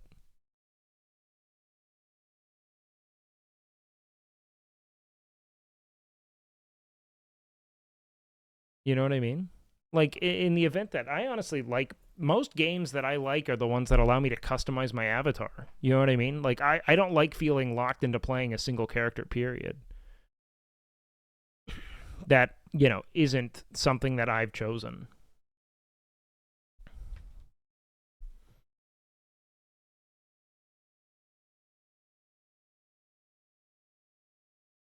Adding fun accessories and details is the best part of character creation? Yeah, I don't think that's a problem, personally.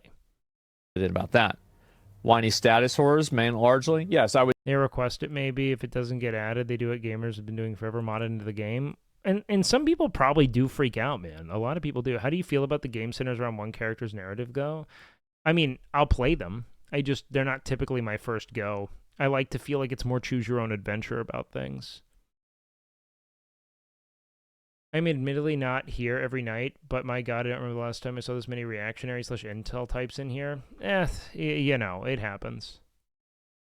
I'm translating part with RDR2 was the fucking keyboard layout, not representation. Yeah, I mean, and again, I don't represent the perspective of every white person. You know what I mean? You don't represent the perspectives of every trans person. I don't think that everyone's upset about the absence of representation. In fact, I think audiences that have long since never felt represented by stories are probably in a better position, right? What you're seeing is the reaction to not being represented by audiences that are not used to it, which is why I find it so funny. I would say pretty much that. And so anyway, kindly report the fuck out of this group and report the creator since he loves his account so much. So it's not enough for them to remove the, which by the way, I think they have no justification for doing so, but it's not enough for them. See, it's already gone up by 100 followers, literally in the time that I watched it. It's not enough for them to remove what they think is breaking the terms of service. And this is the problem with these people, is that they are vindictive and vengeful. They wield power not as a shield for, the downtrodden, but as a sword to hurt and attack the people who they think have wronged. This is incredibly reactionary rhetoric to apply only unto the individuals who are in, like, this is also quite literally what this entire group is designed to do. It's just bloodlust, a desire to hurt and maim. You know what I mean? Like they are like that's the only and I think that I understand Zach at the core of what it is he's trying to say, which is that games are typically less interesting the more they revolve around like a real world political let's say like conflict or point of tension, and that the more you make your narrative like pedantically in orbit of a single point of identity, the less nuanced and compelling it becomes.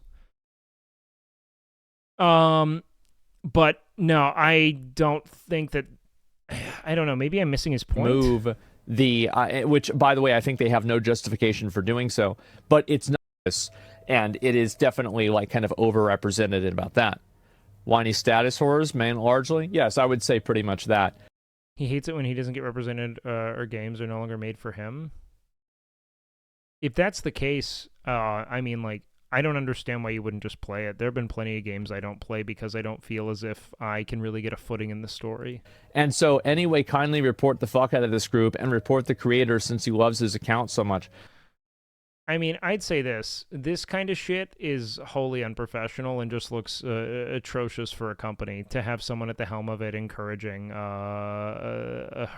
a retaliatory harassment. It just doesn't look good. And it gives all of these fucking disgruntled incels the ammunition to make videos like this that make them out to be the villain in this operation, when really they're just a bunch of bored white kids in their homes mad that a game doesn't represent them. They could be mad that a game's bad, but that's a totally different crusade. You know what I mean? The ultimate frustration will always be with the ways in which, this quote-unquote rainbow capitalist imperative where you have a bunch of fucking corporations doing everything they can to, placate to and pander to the concept of exclusivity as a way to sell a game without considering how to actually make a game that communicates the experience of the audience they want to target effectively. Do you know what I mean? So it's not enough for them to remove the, which, by the way, I think they have no justification for doing so, but it's not enough for them. See, it's already gone up by 100 followers. So, like, you have, like, essentially what may just be a really bad faith actor in this regard, souring the entire premise of inclusivity in gaming, which is a true shame. That's the core of this issue. It's the retaliation that triggers people, not what they do. Nobody would know who they are. No. I kind of disagree. I think that in many instances, individuals are waiting for the green light to attack things that they find uncomfortable or distressing. And the idea of no longer being at the center of media that is created in almost all instances is super overwhelming to a lot of, like, individuals who are hyper propagandized by, like, this concept of, like, replacement and things of that nature. Thank you so much. The discourse, Best of friend. the political discourse is literally, like, built around, thank you for the sub, I appreciate that, Real Game Theory. A lot of present political discourse is designed to keep people, one, engaging with content, right? So constantly, perpetually on their phones, distressed about the possibility of them being, let's say, decommissioned on the basis of something they can't control, right? That's like most of the right-wing pandering. The term inclusivity gaming makes me cringe. Gaming at its nature is for everyone. But that's, I think that then you miss it, right? Because the concept of inclusivity is to ensure that that's actually the case. Now, I don't necessarily disagree that in certain, like, fantasy contexts that can feel that way, but there are a lot of stories that can feel inaccessible, or at least, if nothing else, uninteresting to audiences that don't connect with the protagonist in their experiences, right? Like, a great game is a game, like, frankly, look, if you can create a game where, and this is not just a great game, this is technically just a great story experientially, right? I point to Baldur's Gate 3 a lot because while they had a breadth of inclusivity, they had, like, an inclusivity imperative and a breadth of, like, a character creator that made it such that everyone could feel as if they were within that world without making the narrative about whatever it is their character appeared to be. They were just people. And I do feel as if that is a more powerful vehicle for inclusivity and engagement than constantly building experiential narratives around, the experience of being, let's say, like, a queer black woman, right? That can be really compelling for a certain audience, you know what I mean? But I also do think that, generally speaking, if a game is built for everyone, and I just maybe am a bit ahead of the curve here in that, it's going to take time for audiences to be willing to engage in that based on just how temperamental things are on a not just temperamental, how incendiary a lot of the discourse is around inclusion at all. I'm going to speak up when the whole midget wrestling conversation happened a few weeks ago. The same exact thing happened in my friend group a couple weeks before that, where I was the only one to speak up about it being messed up. It was so refreshing to see. Oh, of course, sure. I mean, like, on one hand, it's like these are individuals who probably want to make money, but, like, I don't know how much you help them by not hiring them, but it does seem like a really strange and exploitative industry. So yeah, I don't know. It's like, I want there to be narratives that are representative of everyone, but people need to learn over time that the stories aren't really for them all the time. You know what I mean? And that if a story requires me to feel as if I am the person I'm playing on an identificational level, then it probably isn't a very well-made story when it comes to gaming in general, which I think should be designed around a sort of like, it should be kind of this like experiential, almost like empathy vehicle on some level. Like, you should be able to self-insert and be taken away into that story, operating that character, and feel as if you're them. You know what I mean? And if you're constantly pointing to an element of their identity that you aren't, it's going to make it more difficult. Does that make sense? That doesn't mean that the game shouldn't be made, but it does mean that, like, yeah, audiences are probably going to be a bit disgruntled of something. I think you need both, to be honest. I think that they're all great. I mean, like, look, there's no element of, like, a game that I feel as though doesn't represent me, right? There's not an element of that game that I think makes it bad or anything, you know what I mean? It just may not be something that I am as compelled by as something that may better represent my lived experience. That doesn't mean I won't find it compelling to try, but it might be further down on my to-play list just based on what I get out of gaming, which is that immersive kind of, you know, suspension of, like, I don't know, like contemporary discourse around politics and that frustration. I don't know. But then there are games like, I don't know, like, I don't feel like, sorry guys, I have to change my shirt. It's a hard thing to touch on. I think that a great game allows everyone to feel as if they're represented by it, but that hyper placating to the, like, watch how everyone is now being represented by my game makes it feel as if it is a ploy to essentially be like, very like, what up fellow leftists, you know what I mean? When the reality is that this is a decision greenlit by a fucking money-hungry CEO trying to tap every market he can. And so that's, I guess, all right.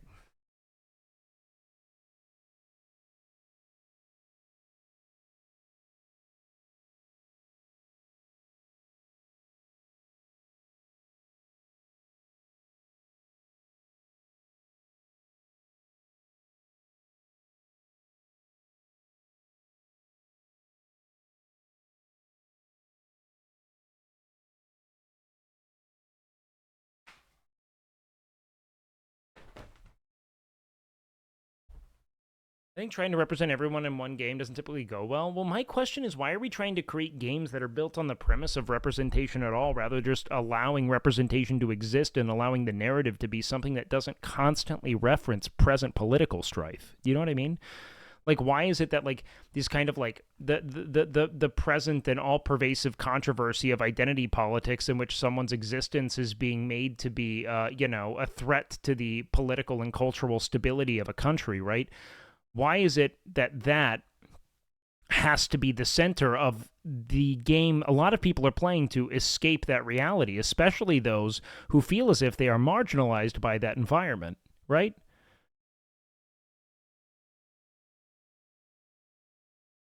No, I've actually watched more of Asmon's stuff. I think that Asmon also will just say some stupid shit every now and then.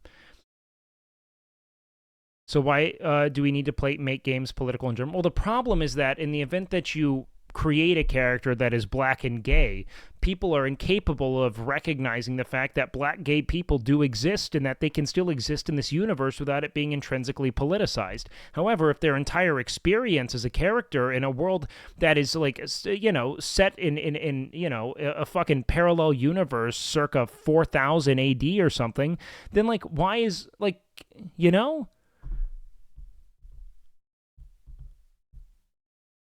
Like, it's just an asinine point of obsession. Like, allow people to feel as if they are seen and welcomed into the universe of your game without making it about the fact that they are seen and welcomed. Do you know what I mean? That's immersion shattering, in my opinion, right? It becomes a problem when they put it in everything? No, because black gay people are everywhere. You just aren't outside enough. Like, I like, you know what I mean? But if you're constantly like, by the way, they're gay and black. Did you notice that they were gay and black? Then now it's becoming an uninteresting inclusion because it's no longer about a person. It's about how woke and like I say woke to, you know, align with this narrative for a second. It's about how like morally upstanding they are for doing so. Do you know what I mean?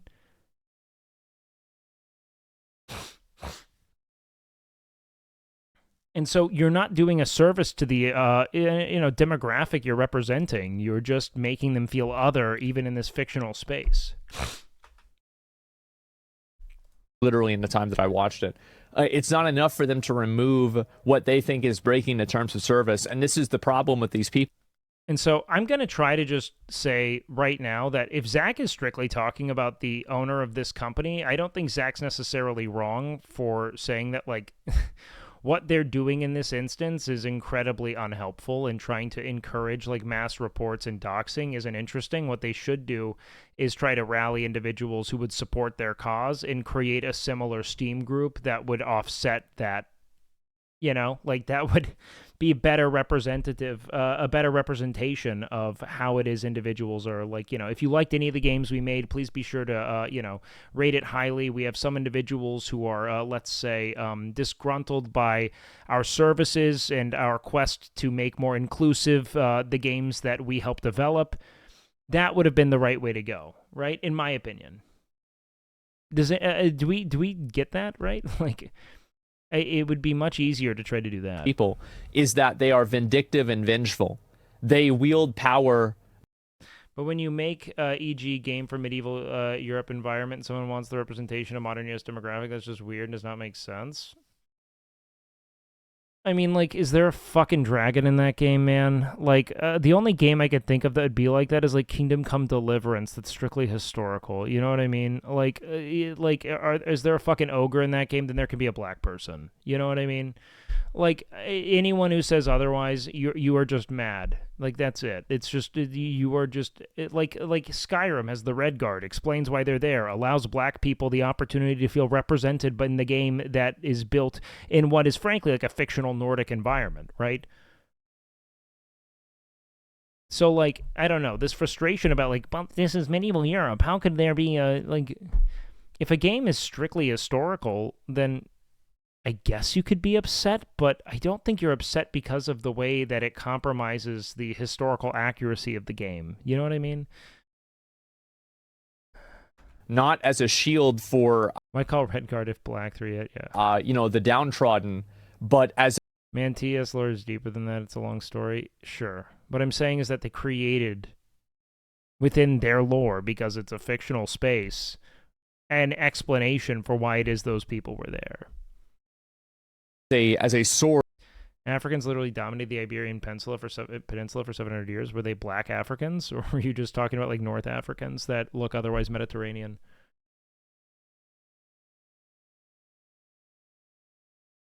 Just for being mad black people are in the game? In my opinion, yes.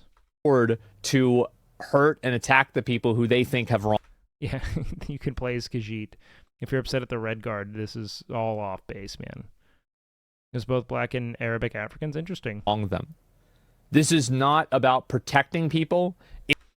God bless Skyrim, but they really made the black race of humans the ones known for their athleticism. It's a bit of a whiff, yeah. It's about attacking. It's the tough thing with giving racial buffs. You should probably just make all humans have the same buffs. And I don't care what you think there. I think that's probably the best for everyone. People, and this is not about protecting people. It's about attacking people and protecting them at any means necessary. I would argue that this is so poorly edited that, or it's geniusly edited because Zach only wants to farm engagement. But what the creator is doing is, in my opinion, representative of poor leadership and doing nothing but putting their company in the crosshairs of those who want more reason to be upset. Because if Zach is saying in this instance that the creator saying we have to fucking go and dox and report and take down this page and harm the creator of the page, I do believe that Zach is somewhat right. in that that isn't a protective measure. That is a point of vindication. Like, I do think that that is a vindictive effort. But I think that it's more productive also to defend this belief that, you know, it's so tough, right? Because Zach is like in this position where everything he says is now like seeing as if it's in support of the individuals who are upset about representation in media. But it's about poorly executed representation, you know, representation that constantly fixes and focuses on the fact that these individuals are represented. That is something I think I'd be more interested in talking about.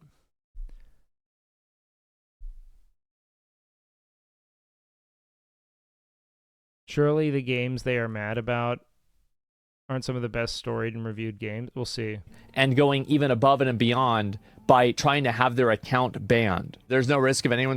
But why are people upset if someone makes a game? Just realize they can make that game the way they want to. Well, again, and this is a really interesting issue, is that I think that for the most part, gaming has been a sort of precious and to probably what they would describe as like an untainted space that was designed by and for exclusively white men for a really long time.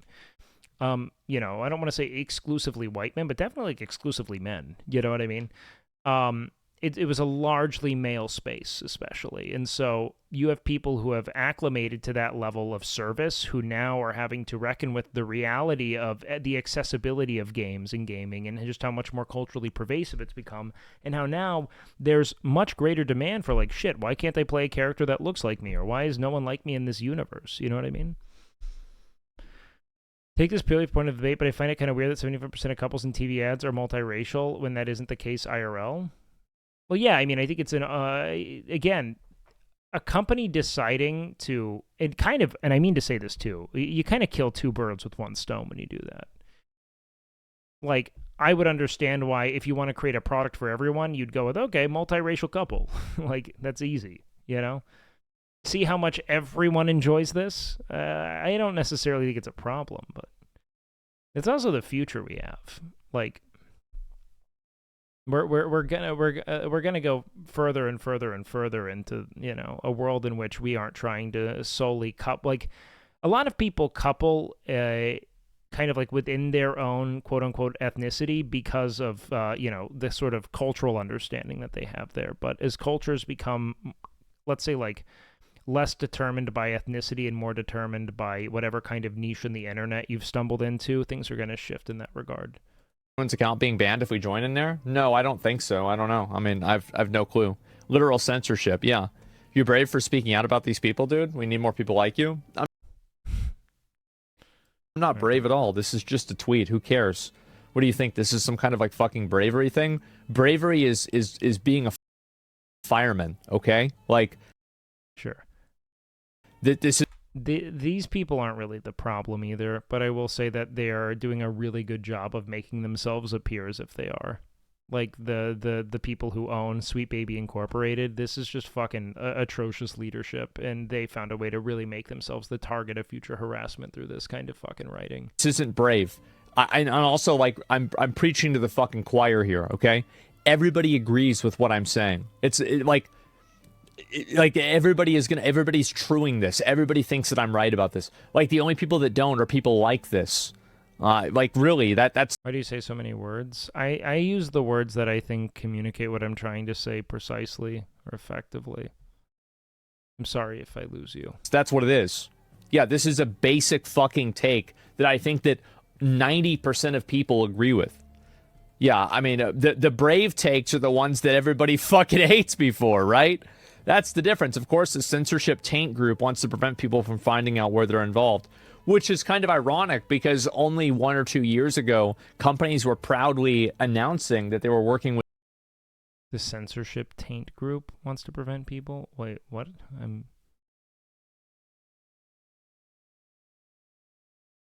awareness group? An awareness group makes it seem as if there's going to be something harmful in the game itself. I don't know. I find that so, like, this is kind of like self-righteous posturing there. Like, I'm trying to make sure they're aware of the fact that there might be a black character in there. I don't get it. With these companies in order to get special bonus good boy points. And now They want to hide it and actively censor people who were talking about it in the first place. And I think that I think groups like this are great. And I think that whenever these people want to engage in culture war, I think that they should be absolutely expecting for other people on the opposite side to take up arms as well. This is what the problem is that these people think that they have the unique authority to dictate to everybody else how they need to behave. That's Zach has to be aware of the fact that this is also what the opposing collective is doing. That it's a bunch of people trying to determine what a game should be and how it is individuals should act.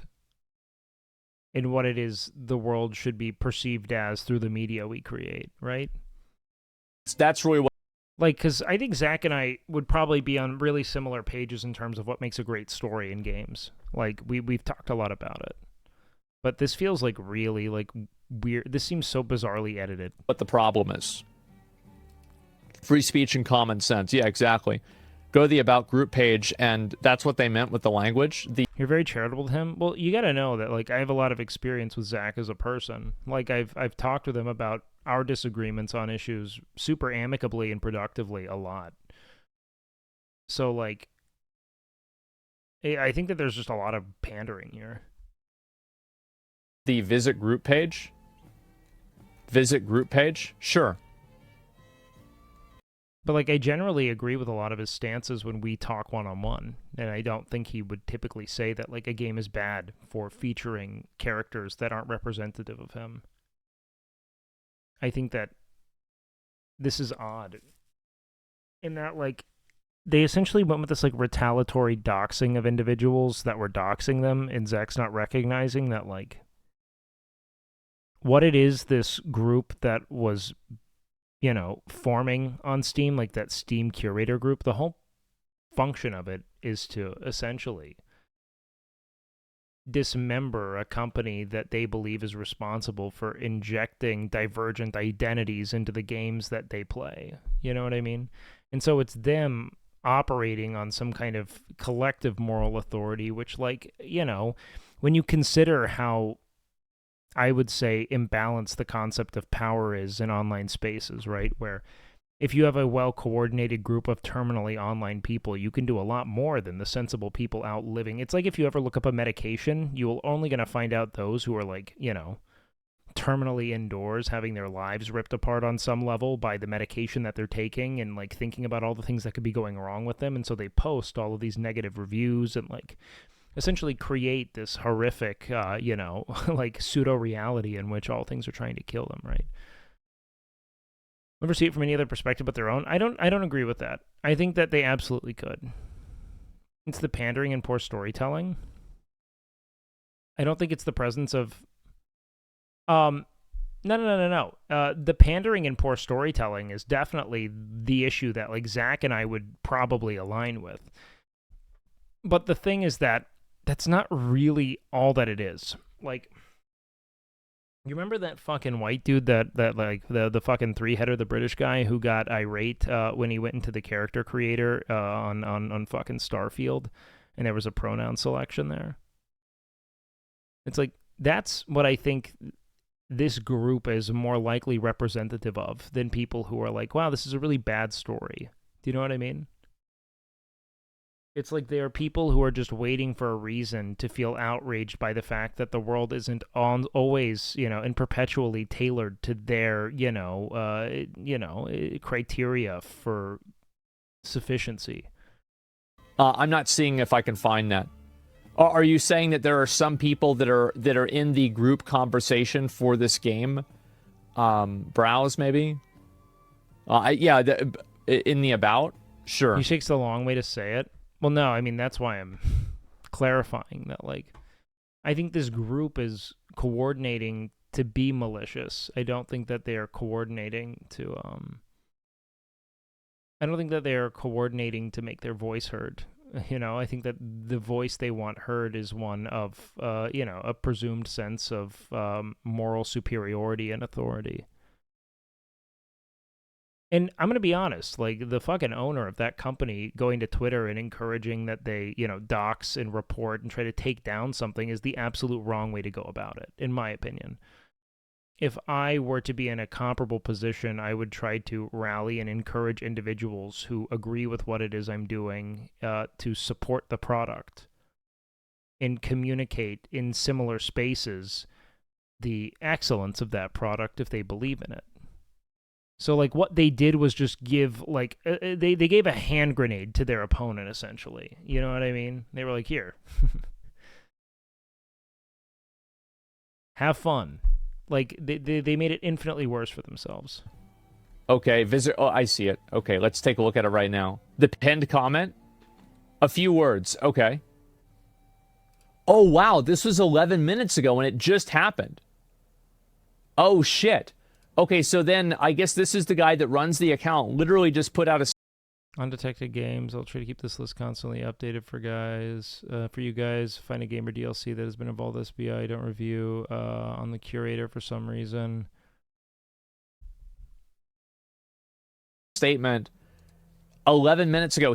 Push out all the messages and friend invites that I've been receiving. I'm going to accept you all in due time. It's just that right now there's so much stuff happening at the same time. And on X that I simply cannot answer all of you. Sorry, keep in mind this group's security is the goal of letting people know about the games that SBI worked on. We are not in any means a group that is trying to kill SBI. That sounds really silly.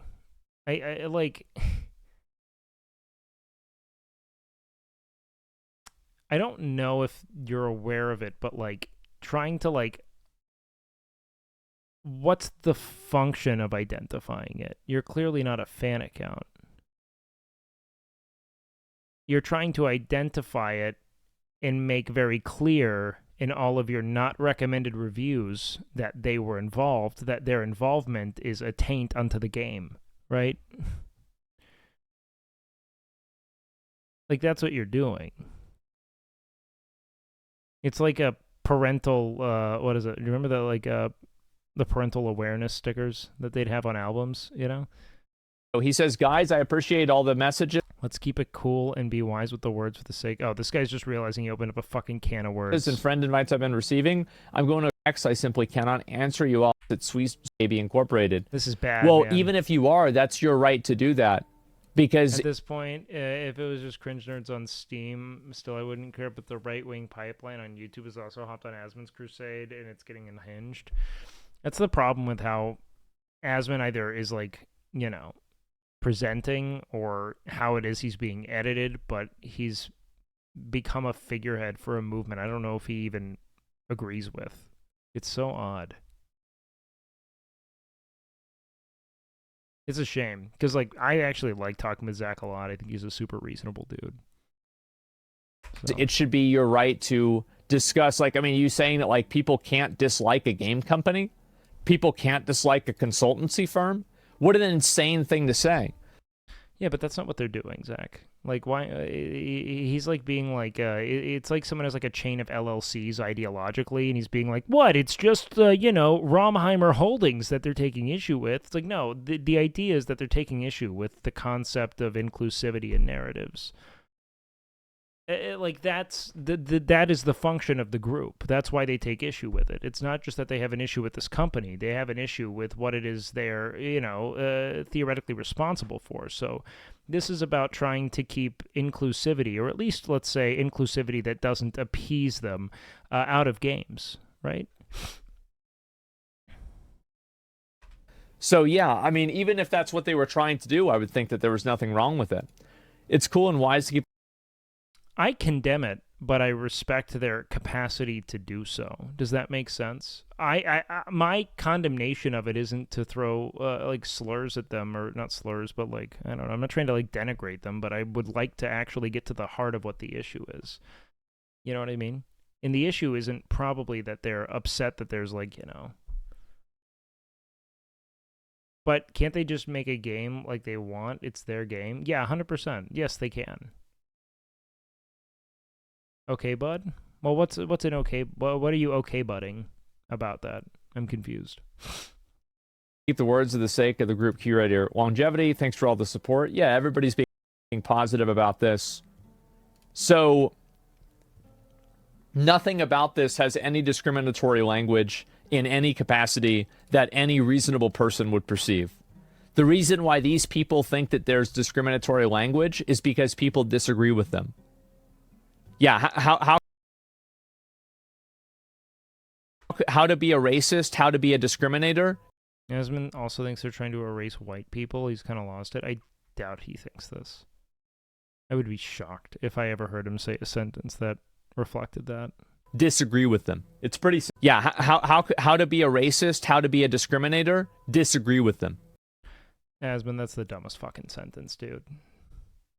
If you're disagreeing with them about the importance of representation in media, it is, if nothing else, a very unconsidered and privileged stance.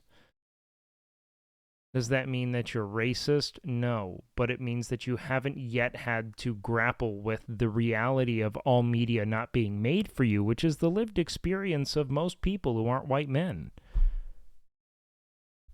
But that was a stupid take, man. It's pretty simple. I just really disagree with it. And so, yeah, of course this is happening.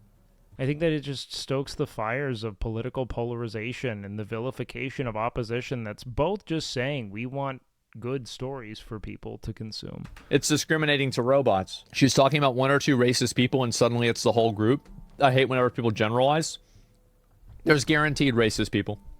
Guaranteed. Absolutely. There's 20,000 people. I think if you take a sample size of 20,000 of any group of people... Because it's usually the companies that pander in certain directions that go under.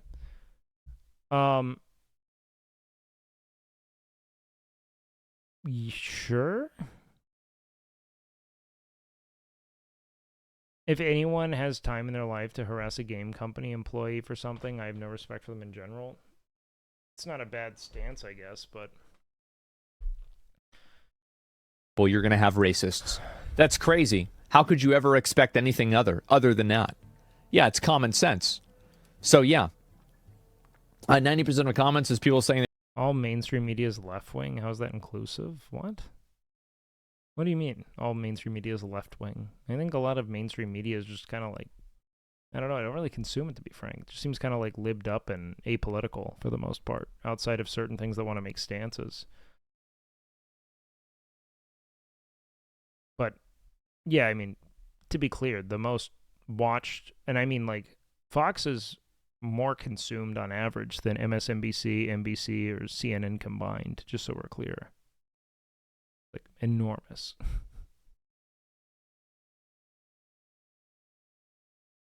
They reported them for harassment.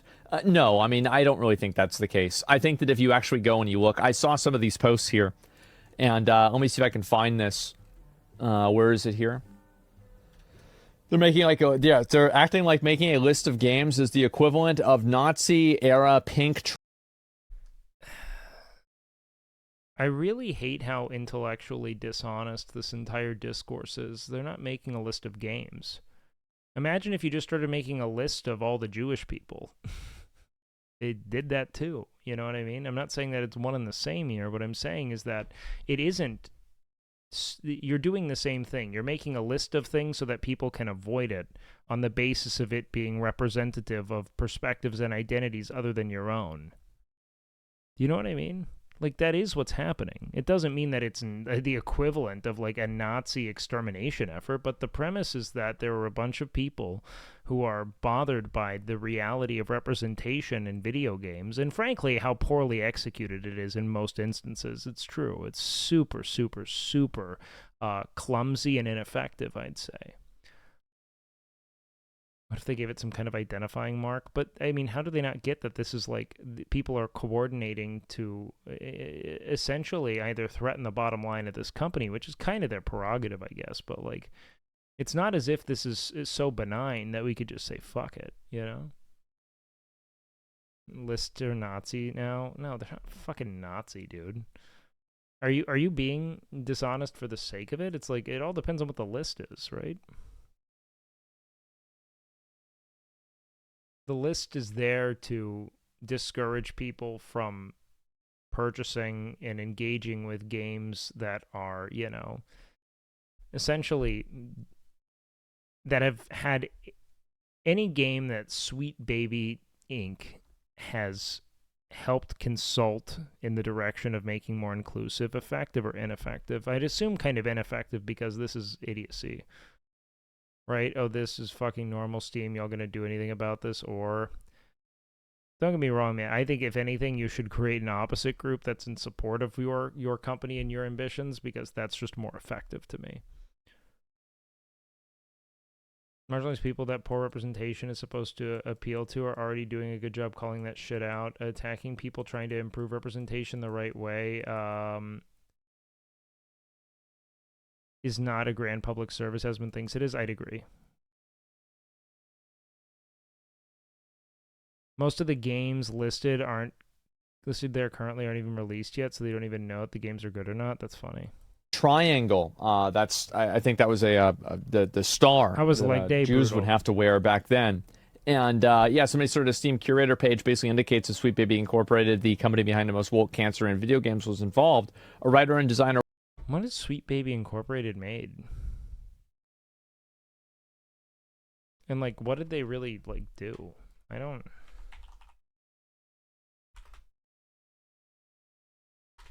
Let's see. Sweet Baby Incorporated. Canada. I know they're a consulting company. God of War Ragnarok. Didn't people like this game a lot?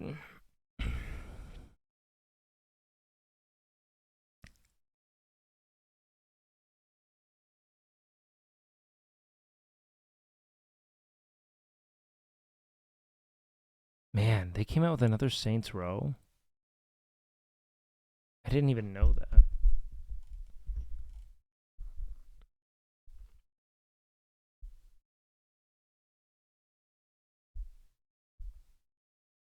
Valhalla was boring, not woke. I think it was just too large in scope. I've played a little bit of it. There's just so much to get around to.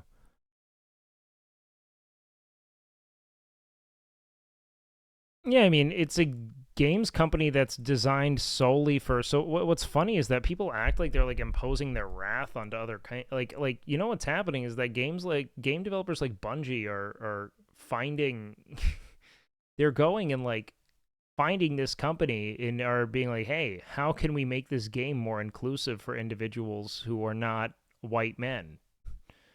And they're like, here's what I do. Well, you know what's the worst of it is that the company's really not doing anything that bad. They might be helping people make dog shit stories, but to act like the consultancy with them is what made the story dog shit is just cope. The reality is that all of these developers just don't give a shit. They just don't give a shit. They don't care. They want to nickel and dime you on microtransactions and in-store purchases. They just don't fucking care about the story of these games. They're just rushing it to market so that they can essentially ride the coattails of already very popular IP. I mean, look at all of these games. None of these are really new IP. They're all incredibly popular IP, and all they want is for everyone to buy it so that they can nickel and dime them in the stores. Suicide Squad, huge IP, DC IP. God of War Ragnarok, one of the most beloved game franchises of the last 2 decades, from what I know. Spider-Man 2, it's fucking Spider-Man.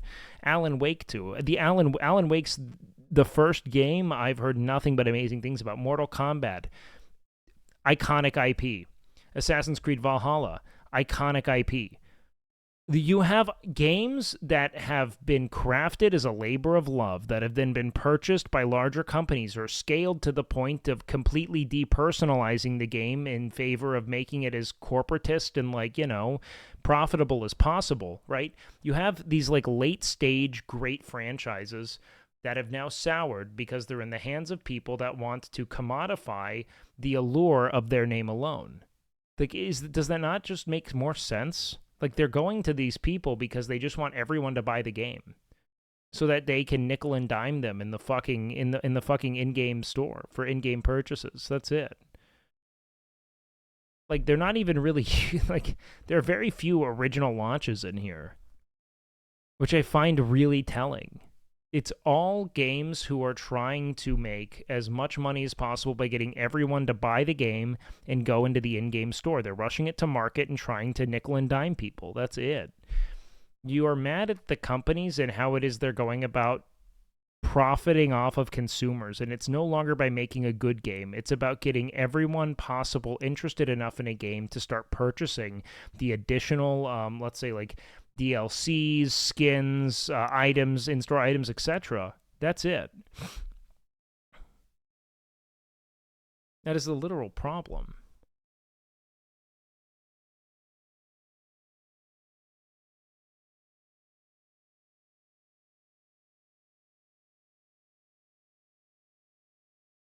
The reaction these bigots have to seeing female or non-white protagonists should be studied. Freaking hateful people. I don't think it's that hateful. I don't. I think that it's this simple. I think that gaming has been predominantly, almost irrefutably, made by men for much of its history.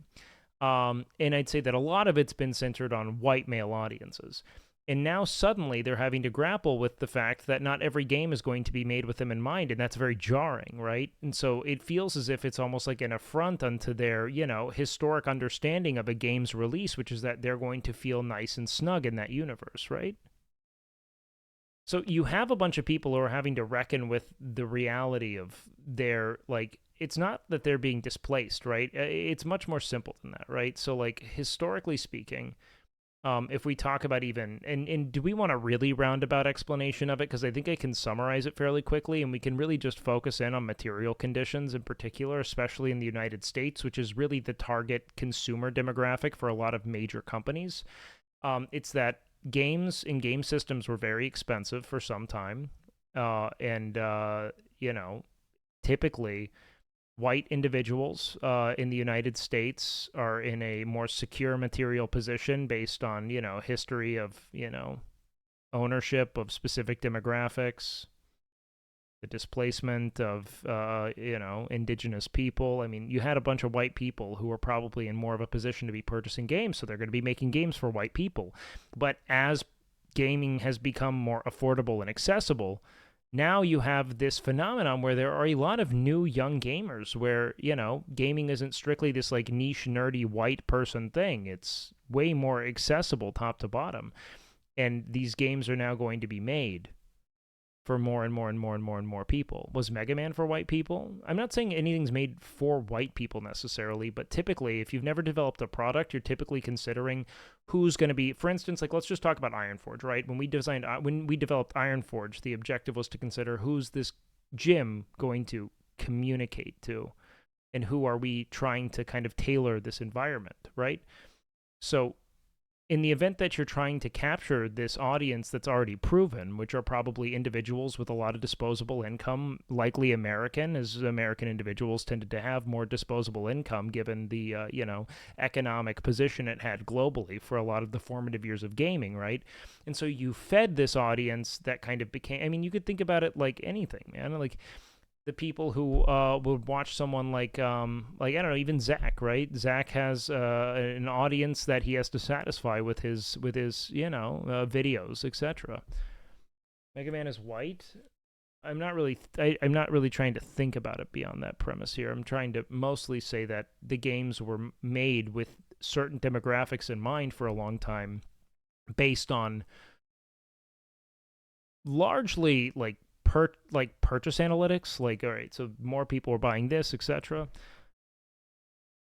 In this environment. I think it's a very Western-centric point of view, which no one can fault that opinion, but the Asian gaming market is just as lucrative and has been for decades. Of course.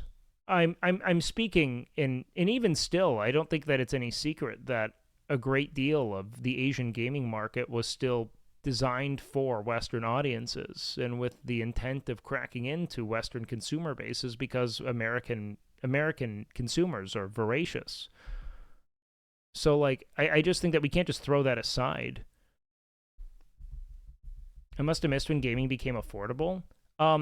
It's not necessarily just that it became affordable, but you have to think that, like, gaming became more pervasive on, like, a ground floor level. So you're less likely to get into gaming as, like, a 20-something-year-old, but kids these days have been gaming on their parents' phones from the start. You know what I mean? And so they're more likely to ask for and partition away income for purchasing games and game equipment, right? So, like, it's just more common to have an awareness of and interest in gaming. Right?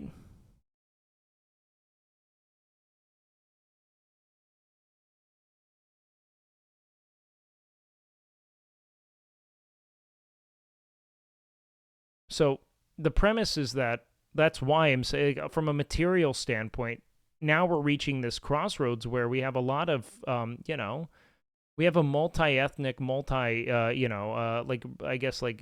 there's a diverse audience now by way of identity that desires games. And so people are having to make games that satisfy those audiences, and that's why they're approaching these consultants. That's kind of what I'm getting to here. Anyways, back to this. Are working at Sweet Baby is asking people to report the group and censor them. And so, yep, there it is, guys. They're trying to shut down people talking. Why does he say dumb shit? Zach is bright. I like talking with him. They're saying dumb shit.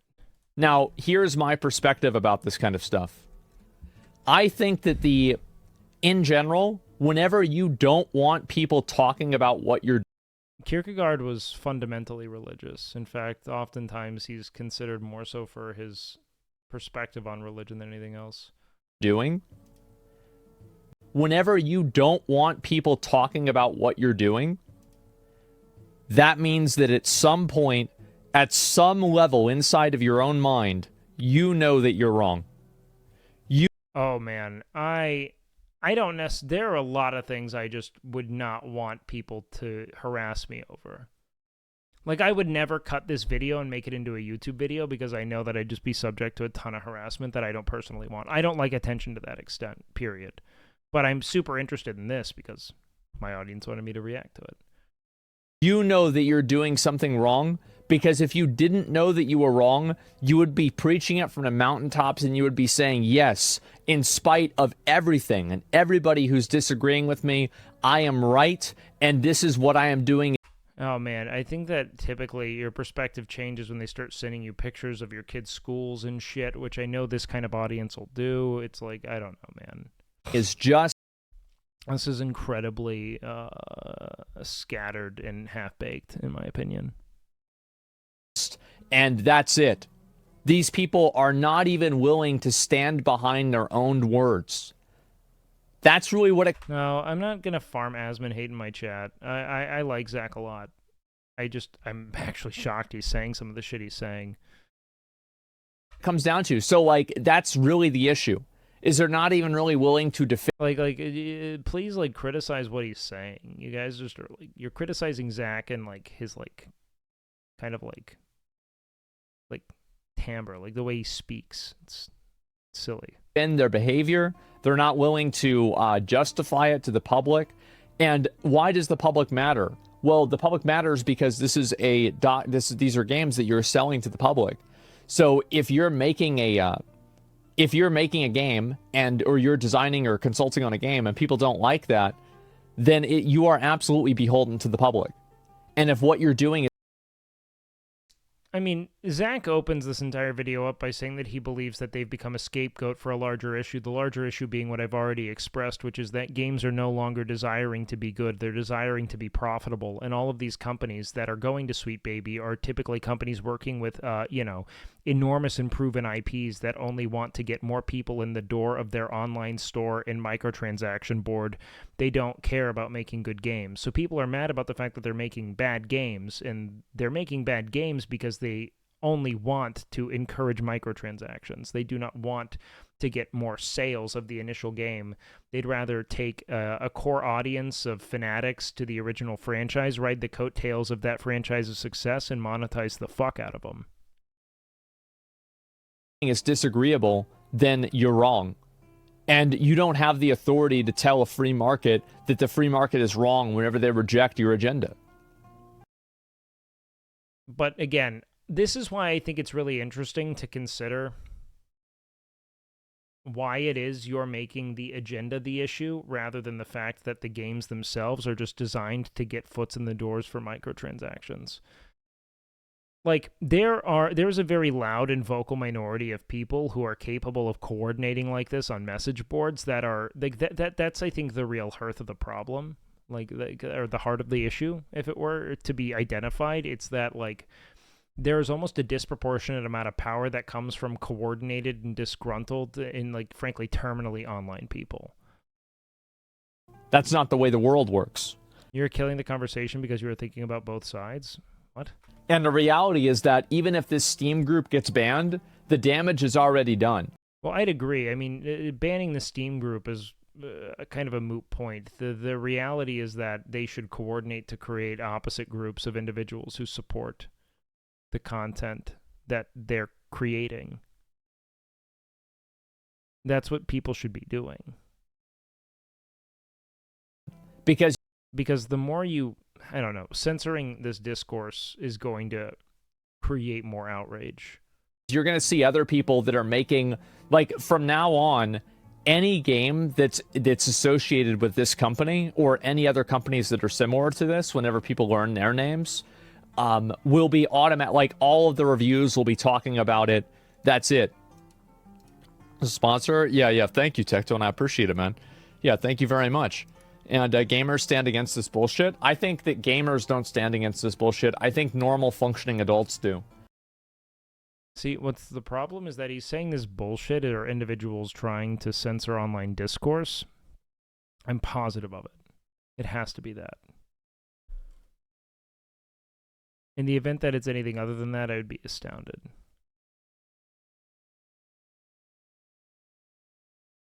Wait, did Tectone say that? Shit, Tectone, I appreciate it, man. That's it. Sponsor? Yeah. Thank you, Tectone. I'm talking about it. That's it. Sponsor? Yeah. Thank you, Tectone. I appreciate it, man. Yeah, thank you very much. And gamers stand against this bullshit. I think that gamers don't stand against this bullshit. I think normal functioning adults do. If what he's saying the bullshit is not representation and narrative, but individuals like trying to dox people who are coordinating against a company, then sure, I can understand what he's saying. But normal functioning adults are so removed from this discourse, it's fucking laughable. Mavs or Spurs? I'm a Mavs fan. I think that's the reality, is that I think normal functioning adults do not want to be dictated to by a group of weirdos that are trying to tell them like what's okay and what's not okay. Like, just in a very simple way, right? It's like, you know, I said this before, I got a little bit of flack for this, that like I don't want a religious person telling me like what like if your religion tells you not to do something, then don't do it, but don't tell me not to do it. Like, I don't want to hear about your opinion and like your religion. Like, everybody's entitled to their own thoughts, their own feelings, and their own opinions. But the moment that those opinions and thoughts come out of your mouth and you start talking about them, then everybody else is also entitled to their opinions and their thoughts. And I think that if you expect other people to get behind what you're saying, you need to have a burden of proof. You need to have actual accountability for what you're saying. Not, oh, well, I just have this opinion. Yeah, well, you can have any opinion that you want, but if you want anybody to take you seriously, there probably needs to be a little bit of logic behind it. So, what? Come out of your mouth and you start talking about them, then everybody else is entitled to their own thoughts, their own feelings, and their own opinions. But the moment that those opinions and thoughts come out of your mouth and you start talking about them, then everybody else is also entitled to their opinions and their thoughts. And I think that... I mean, yeah, that makes sense. What the fuck is... What does Bean have? Ooh, very nice. Hold on. Why the fuck is... Bean has this copy pasta? He has like a fucking command in his chat that I keep getting pinged on that says that I said that there's no point in getting an MRI because his leg is fucked? What? Oh, seriously. Bean, what is this fucking message? Yo, what's up, Wake? What's up, baby? What is this fucking message? Wait, what? What message? Not what I said. What I do? What I do? It's so negligent. That's not what I said. Wait, what I do? No MRI. You're so Talked to Wake negligent. and he said my knee is gonna need surgery basically no matter what, and it's not worth the money. Oh, That is am I an retarded? insane Okay, wait. summation of what I said. Dude, Like, it's fucked, right? what It's the fucked fuck? anyway, right? That's an insane summation of what I said. Yeah, but like, isn't that like the summary of like my leg's fucked? I go and I get it no matter what. Wait, am I retarded? Okay. I didn't mean to. Hello? Bean? Yes, yeah. Are you yelling at me? I'm sorry. Yeah, what the no, you're okay, baby. No, I didn't tell you that it's not worth the money. You have to include that right now, if you got a fucking MRI out of state, out of your, like, so you have it's out of network, the MRI that you want to get. So you want to see an MRI, you want to see a specialist out of state and out of network to get a $3,500 picture of your knee that isn't going to change the fact that you still can't go home until the end of the month because you can't be alone right now in your home. Oh, yeah, I forgot. That's true. So, like, Well, what I'm saying is that in the event that you spend $3,500 to find out what I think is already evident, which is that you shouldn't really be using your knee, it's just an absolute fucking, like, that is, to me, an unnecessary expense when we already know you have to be here. You can go home if you want to, of course. But what I'm saying is that unless you go home, getting an MRI here when you can't get a surgery here is almost pointless. We will then only that's know kinda that something's how bad. I meant it. Like, as in, like, it's fucked anyway, and I'm gonna Peter have to, Pandem, go- suck my fucking cock. Who is this clown? I'm just telling him what makes sense. If he wants to spend $3,500 to get an MRI, go for it. But you're a fucking cretin if you think that what I'm saying is nonsensical. If you think that it is clown worthy to suggest that this dude does not go get a $3,500 out of network picture of a knee that is blatantly and evident optically fucked, then you're insane. Like, please listen to fucking Peter Pandem and get an MRI of your entire body 6 times over. What the fuck are you on about, dude? To be honest, I thought that's kind of like what it said. Like, isn't? Wait, hold on. Let me read what I didn't put that there. Talk about. Yeah, I guess that's like a bad summarization. I didn't mean it like in a weird way. I meant it like it's probably not worth because I should just go home and do it anyway. It's kind of like what that summary meant to me. I didn't write that summary, but like, yeah, I probably spoke wrong or something or bad. It's not. It's that if you spend money on that, it's like, what are you? Like, you know what I mean? Like, that's so. That's $3,500. Yeah. That's so much money. And that's kind of what I meant. I meant like my knee's fucked no matter what, and I can't do anything about it till I'm home. What's that? If you, regardless, if you can't operate on the knee until you get back, we're just gonna treat it as if it's fucked. Yeah, and you can't do anything about it, right? So that's what that's kind of how I meant. Right, like that's the it's a fine assurance, but it's so expensive. Yeah, and I agreed with you today, and that's, I guess I spoke bad, or maybe I'm stupid. No, I'm not actually mad at you. I'm not. I'm mad at fucking Peter Park, whatever. Who's this guy? Peter Pandem. I'm mad at him.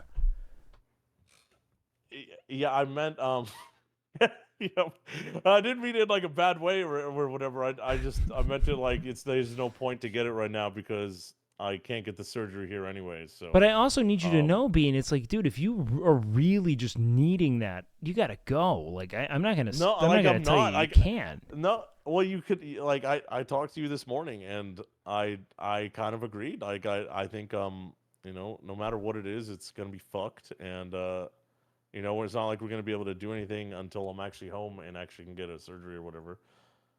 So, yeah, that's kind of how I meant it. Peter Pandem. I don't know if those are my exact quotes in that sentence or in the. Look at Peter's Bean. I'm a sub. Don't let him talk to me like this. Bean. Dude. I need you to know. Yeah. Okay. Yeah. This fucking Peter Panda motherfucker here, okay? This guy, I'm gonna kiss him. He deserves one. He's getting under my fucking skin in a way that I Peter's like. a piece of shit. That's why it's making me feel a thing I didn't expect. He's being bratty. I'm sorry. No.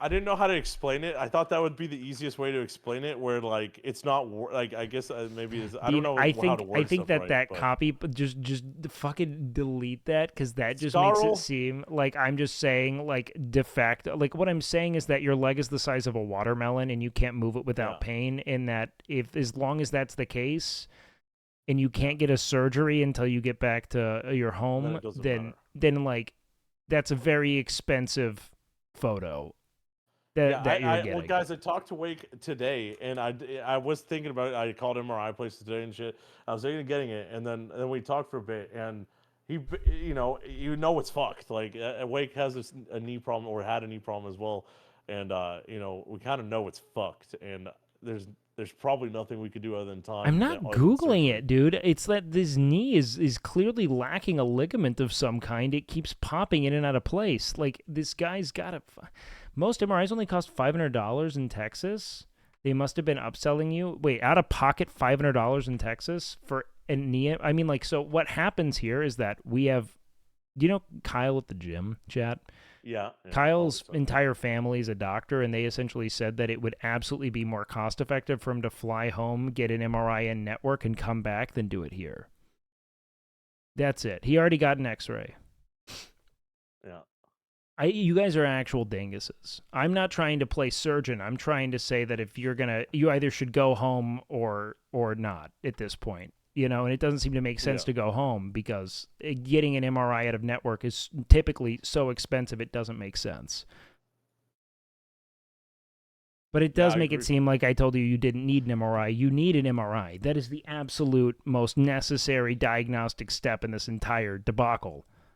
Yeah, but there's no reason to get one right now, and especially because I have to pay so much. No, there's absolutely a reason to get one now. There's just not one. I don't know if $3,500 is worth it. You know what I mean? On the upper end.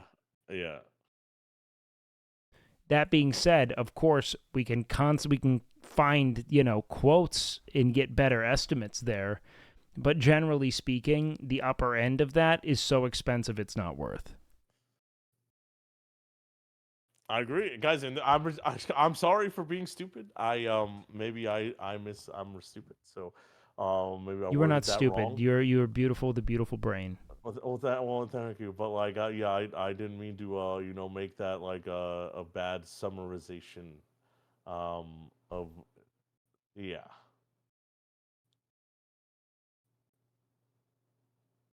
Wait, I'm sorry. Chat.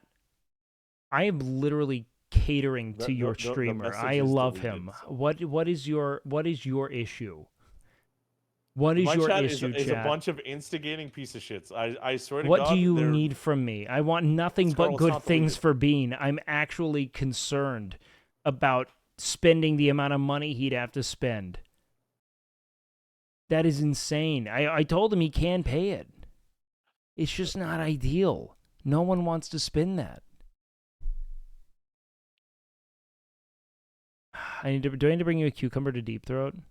No, I'm good. I'm good okay. now. Yeah, I'm sorry if that triggered you. I didn't mean to trigger you. I didn't mean to write it wrong. Or bad. I didn't write it personally, but I probably said it like verbally, and yeah. No, you didn't say anything dumb. That message was just insane. I read it. It was nonsense. That was not what was said. It makes it sound like I'm operating as a doctor here. I'm not. I'm just telling you that like it's a fucked situation, and that if we know you're not going to get surgery here, the diagnosis is less pressing. It's still important, but like they're not gonna do anything unless you're paying for a specialist out of pocket. You know what I mean? Which is just a lot of money. You could do it. It's just a lot of money. I agree. But yeah, you know what? No, never mind. I did it. Fuck the MRI. You don't need it, Bean. MRIs are for pussies. No, I didn't mean it like that. I meant to like. It's no point to get it right now. Because... I don't believe. Look, this is you should sprint. You should go sprint on it. You don't need it. What the hell? You're faking it. You're faking it, and it's obvious. Go sprint. No, dude, motherfucking ass, dude. I'm done. I was just saying like I shouldn't. I was saying you suggested, basically what I was trying to say is you suggested I shouldn't get it because right now, at least, while I'm here, because it's. I didn't suggest you shouldn't get it. I'm suggesting you not pay the extreme premium for it. Yeah. Getting an MRI is fine. It's dare I say, essential. You will get one eventually. It's just so like unless you can get it at an incredibly low rate, it's insane. And I agreed with that. And I guess I'm saying don't get as in like not don't get, but like don't get it now. You know what I mean? I don't you know what I mean? Like not like don't get, but like get it when I get home. basically, because I don't have the insurance. Yeah. Yeah, I probably spoke. Now, bad of course, when it's no longer the fucking weekend and we can contact specialists and get estimates on what that would cost out of pocket, that's a better thing. And if they say it's affordable for you, go do it. Yes, sir. Because, then you know. But if we're still not doing the surgery until you get back, then it's like, well, now we just sit. Yeah, Miz should buy you an MRI machine. That's true. You know what? No, fucking Russell should. You want to play basketball so badly. Russell should buy the fucking MRI. Have you tried letting someone... Peter Pandem, you fucking moron. Do you not think I've pissed on that knee? You fucking thick-brained... Like, how fucking dumb are you, dude?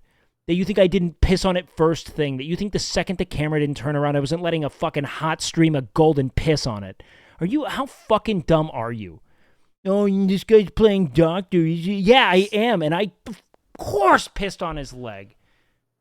Fucking Jesus fucking Christ! All right, you know what? I can't deal with these fucking idiots who think that I wouldn't know to piss on your leg. It's too fucking much. Did I come on it? Oh, you. Of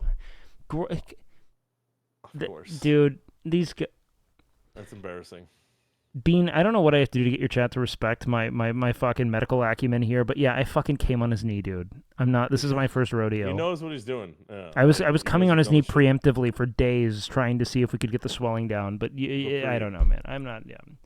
All right, I'm over it. I'm over it, Bean. Bean. I'm sorry. I didn't mean to piss you off, Wake. I kick swear your leg. I didn't mean to. I would kick your own leg with your other leg. Grow up. Get it back into place. I'm ashamed of you. I didn't mean that. I love you, Bean. Let me know if you need anything. I'm sorry. You can text me. I will. Okay, sorry. But that message is insane. That made it sound like I was like, fuck it, dude. Who fucking cares, man? Just fucking kick it, man. Fuck it. I'm very worried about it. He is actually, guys. I swear he talked to me for like 30 minutes in the morning, guys, about it. Because I was freaking out about getting an MRI and stuff like that. But like, yeah, it's gonna be a lot of money. And then even if it says whatever, we can't do anything until I'm back anyway. And Bean, you can't fix it now. Just tell them I pissed on your knee. Okay. Okay. All right, Bean. Love you. Bye, baby. Love you too. Sorry. Bye. All right. So back to this video.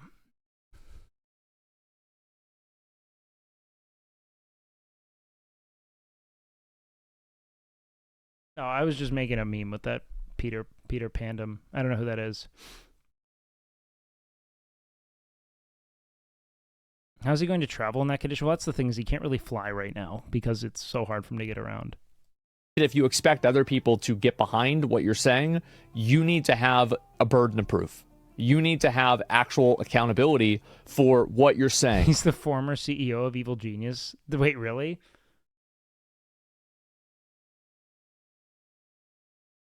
That's funny. Not, oh, well, I just have this opinion. Yeah, well, you can have any opinion that you want, but if you want anybody to take you TI5, oh, he won the international. That's cool. Seriously, there probably needs to be a little bit of logic behind it. So that's the issue. And these people... See, I don't respect people who play MOBAs, but he didn't play League. So I assume he, if nothing else, doesn't groom at a competitive level. Are not willing to defend their perspectives. They're not willing to actually engage the public. They're not willing to win over the public in the, the free marketplace of ideas.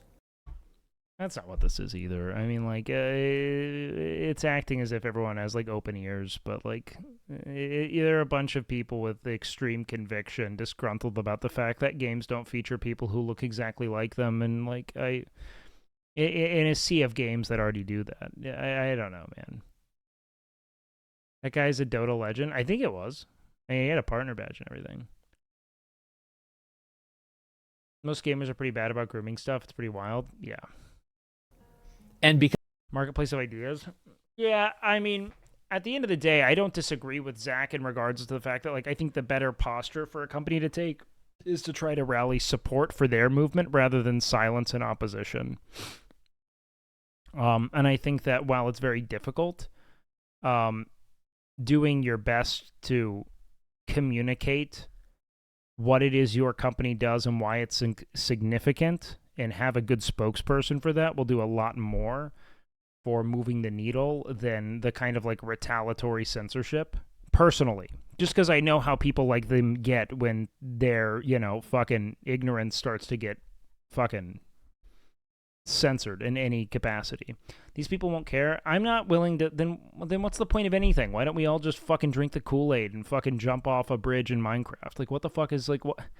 As long as we're just totally fucking surrendering the capacity to change minds and connect with people, we're just living in a dark fucking ever more derailing apathy that'll take us to nothing but despair. I don't want to live like that. Because of that, guess what? People are fucking tired of having things dictated to them and being told what they can and can't see by some random idiots. Yeah, but do you not know that, like, you're also, like, these are random idiots too? Like... It doesn't matter whether this is the, The problem is that this whole discourse feels as if it's comparative, when if it's just a condemnation of an individual trying to censor opposition to their product, like, yeah, that's clear, but this is why you speak with nuance. The religious moral panic of the 90s, the pseudo, patriot nationalism disguised as patriotism of the 2000s after September 11th, the, fake feminism and fake wokeism that's been going on ever since. Probably they're being tired of being told what to do. They're tired of being told what to do. This is pandering to me, dude. I think that there's a reality in that people feel as if they're being told what to do. And I guess to some extent we all are being told, but, like, I don't really know. The fact that they're saying to, like, can we, like, ban this group that's trying to do nothing but, like, shut down this company, because that is what they're doing. They're trying to make them untouchable in gaming. They're trying to ruin the efficacy of the company. It's literally that simple, isn't it? People don't want to be told what to do.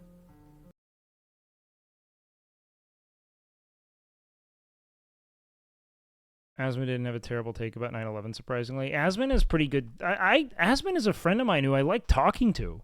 That's why sometimes he'll say the most asinine shit in this discourse that just completely loses the plot to me, and I'm, like, shocked at, like, that, or he's speaking correctly about something while ignoring the context surrounding it. So, like, yes, for instance, the idea of a company trying to censor outrage surrounding its product is, in a vacuum, horrible. But the reality of the company being a small consultancy firm used by giant corporations to help make their games more inclusive to audiences so that they can cast a wider net to ensnare in their microtransaction hell is very different. You know what I mean? And so when you actually when you actually, like, zoom the fuck out and recognize the context surrounding this one instance, you're like, okay, well, I do disagree with their, let's say, like, proposed solution. I also see why there's a fucking problem here. So, yeah, this whole thing is happening. I totally support this, by the way. I completely support it. There is no harassment that's going on here. Yeah, this is a dumb fucking take. That's just blatantly fucking dumb. There's clearly harassment. How can you say that so confidently when all you have are, like, 5 Steam reviews that are clearly targeted to make the products that they produce unpurchasable? Like, the whole premise is to make them a scapegoat. This is a form of harassment that does. Now, do I think that them making their voice clear? I think that if there was an actual, let's say, criticism of the game as they played it in these reviews, that it wouldn't just be that. But now they're just trying to brand and identify something as being, let's say, indicative of some kind of moral blunder, right? By saying that this is SPI or whatever. I don't know. I think that that's stupid.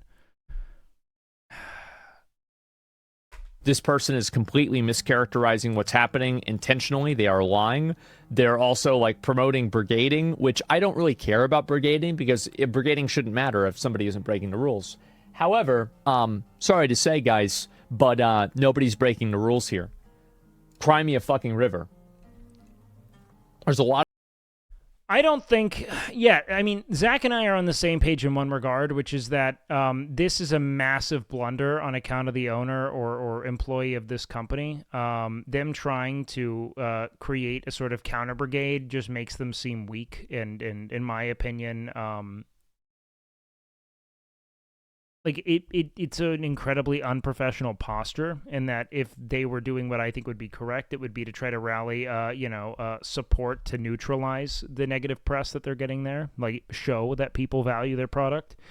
But Asmon's discussion of this just it's completely negligent to the context of what it is actually happening. This isn't just the creator of a product trying to silence criticism of the product. It has much more depth to it than that. And I A lot of people that are upset about this, and I say good. Fuck them. I really dislike how negligent and almost just willingly apathetic to context he is in this instance. All right, we have another couple that I want to touch on here. Because he's had like 3 of these, essentially. I don't think I can go through a 40-minute video of Zach doing Read Elon's tweet. But I do want to see this. I had to pee. I don't care. I don't care. You guys are focusing on the shit I don't care.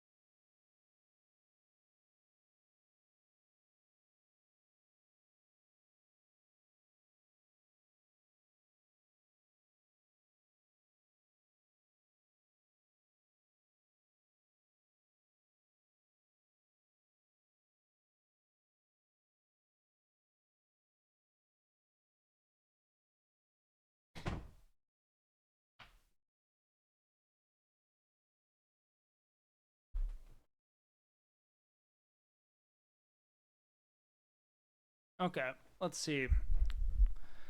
How long can I get through this one? On Gamergate too? Elon Musk tweeted about this? It's not that gamers are, upset about, oh, hey, we have some diversity in the game. It's actually the way that they go about it, with pure tokenism, with phoning in weak characters instead of creating strong new characters.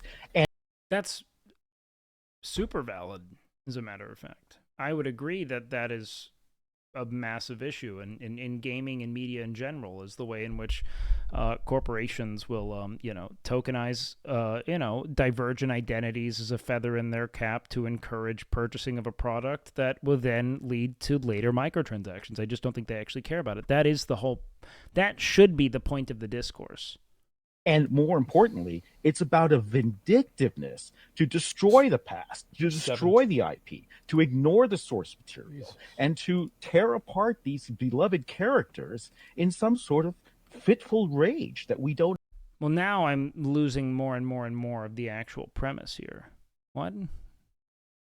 Now I feel like people are upset about the fact that there's like a black character in like Skyrim or something, which is a fictional environment altogether. Now I don't like it. What? It's about a vindictiveness to destroy the past, to destroy the IP.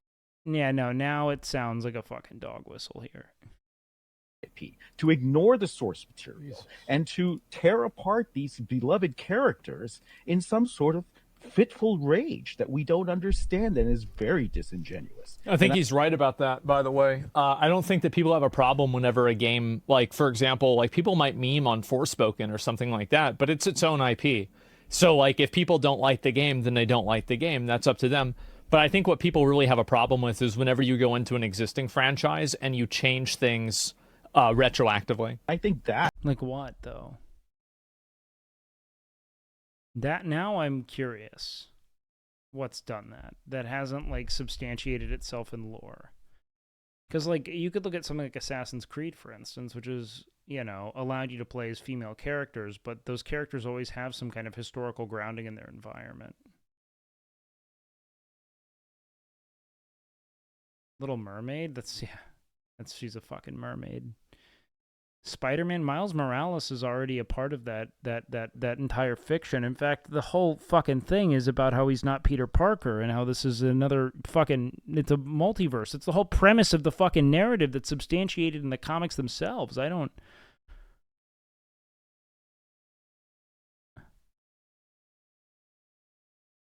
He's not Peter Parker. He's a separate Spider-Man. You agreed that having a black character in God of War didn't fit the Scandinavian environment? Is it historically Scandinavian? Is there no universe in which a black character could make their way there? I mean, can we not think about it? Bean, I am not mad at you.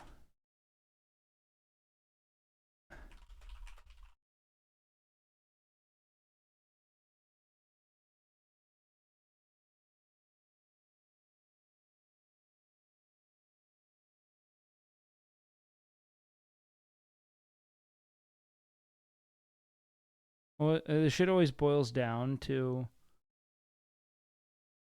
it's like the Lara Croft stories where there are people that complain that the new one isn't hot enough, therefore it's woke and ruining the IP. You know what? I think in that instance that might be valid. Lara Croft is historically a fox. She's like one of the most famous foxes in media. Why would you suddenly not make her hot when that's been, if she's not hot? I don't know. I haven't seen it. But like that's like kind of a part of the franchise there.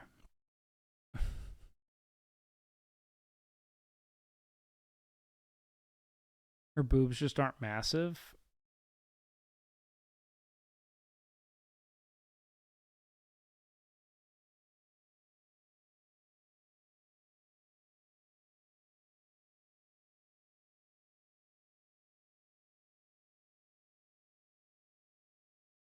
Yeah, we need pyramid tits.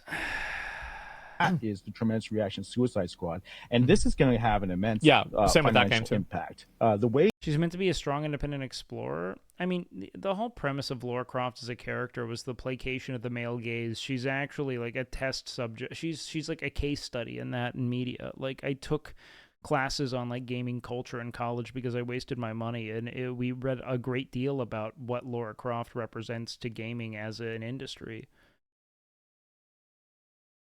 And like when you kind of think that so much of her relevance and point of interest and like the kind of like manufactured interest of Lara Croft as a character has been built on her sex appeal, it is an interesting thing to suddenly like try to knock away or act as if that isn't like just make a new game. Like why are we you know what I mean? I don't blame them for that actually in a weird way. That will make it seem as if it's a strange you know, redirection. I've never played a Tomb Raider game, though. A Witcher live action that made weird changes, but all in all, Indiana Jones but Booba. I'll be honest, man. I don't care either way. If they feel like that wouldn't change my enjoyment of the franchise. I'm kind of memeing here. Dragons and magic are part of real storytelling of trans characters stretching the imagination to unrealistic levels. Yeah, it's horrific. Does the female gaze exist? Yeah, of course. The female gaze, however, seldom directs the production of games, though. You know what I mean? Because games have historically pandered to male audiences. But, you know, like, the female gaze has existed for a long time. It's just not it's just not institutionally enforced in the same way. Games are funded. You don't use your own money. Even EA, okay? Games are hugely expensive to make. They're upwards of, you know, $250, sometimes $600 million. Probably, yeah. D-Clone, was this video good or should we go to the other one? This seems like I don't want to watch him react to something the whole time. It sounds really uninteresting. For certain live games, it's incredibly how expensive they are. And to do that, your CFO is your best friend. You're counting on your CFO to get you tax. Even EA, its games are usually expensive to make. It's certain live games, it's incredibly expensive. When their CFO is your new best friend, you're counting your CFO to get you tax breaks, to get you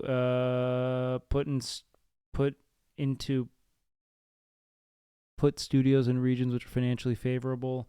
You'll borrow the cheap money. You will get cheap money to do it. Even EA does this. I worked with EA. We were putting together a deal where they were taking bailout money from the banks in the last financial crisis that we had, and they were applying that cheap money towards games. Same thing with COVID money. They're taking cheap money. They're not describing how, like, what the mechanism of funding is, though. ESG financing, environmental, sustainability, environmental, social, and governance. And so they're going to take that money because this investment support on Wall Street for ESG funds. That source of revenue is drying up. Woke machine cannot continue that way if it's really gaming. So it's corporatist fucking dog shit. Like, this whole thing's case in point. Corporations just trying to essentially leverage anything that signals that anything that could potentially, entice new audiences into their games or secure them new funding. I mean, like, this is... You're mad at people doing anything to make more money off of their audiences, and I promise you, it's not even a matter of breaking even. It's to expand profit. It's so they make more money. Like, they're mad at a system that demands games not just make enough money, but make as much profit as possible. And so that's why they rely upon, these kind of like dog shit blanket marketing strategies that are, full of, let's say, like hollow caricatures of divergent identities so that they can get as many people in the door and into their, fucking microtransaction hellscape as possible. Am I incorrect?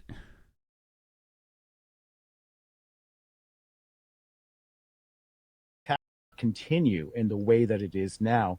Thing that everyone needs to realize is that it's not that these studios are funding the games out of their own pocket. That would be very expensive for them. Cash is king.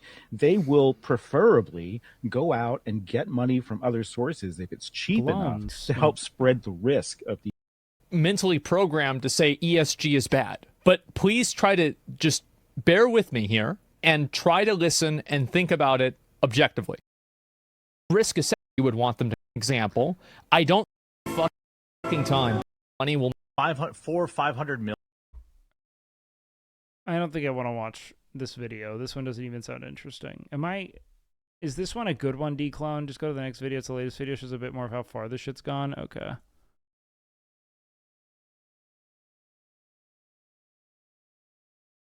This point, but we're getting them like now. I mean, it's coming about once a week now.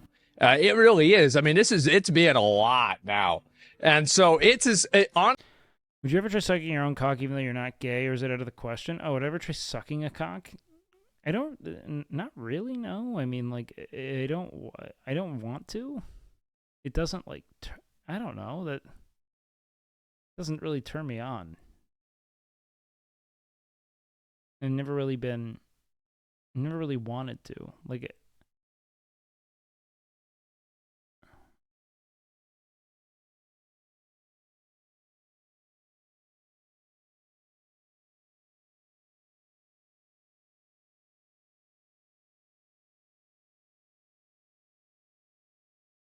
I don't know why.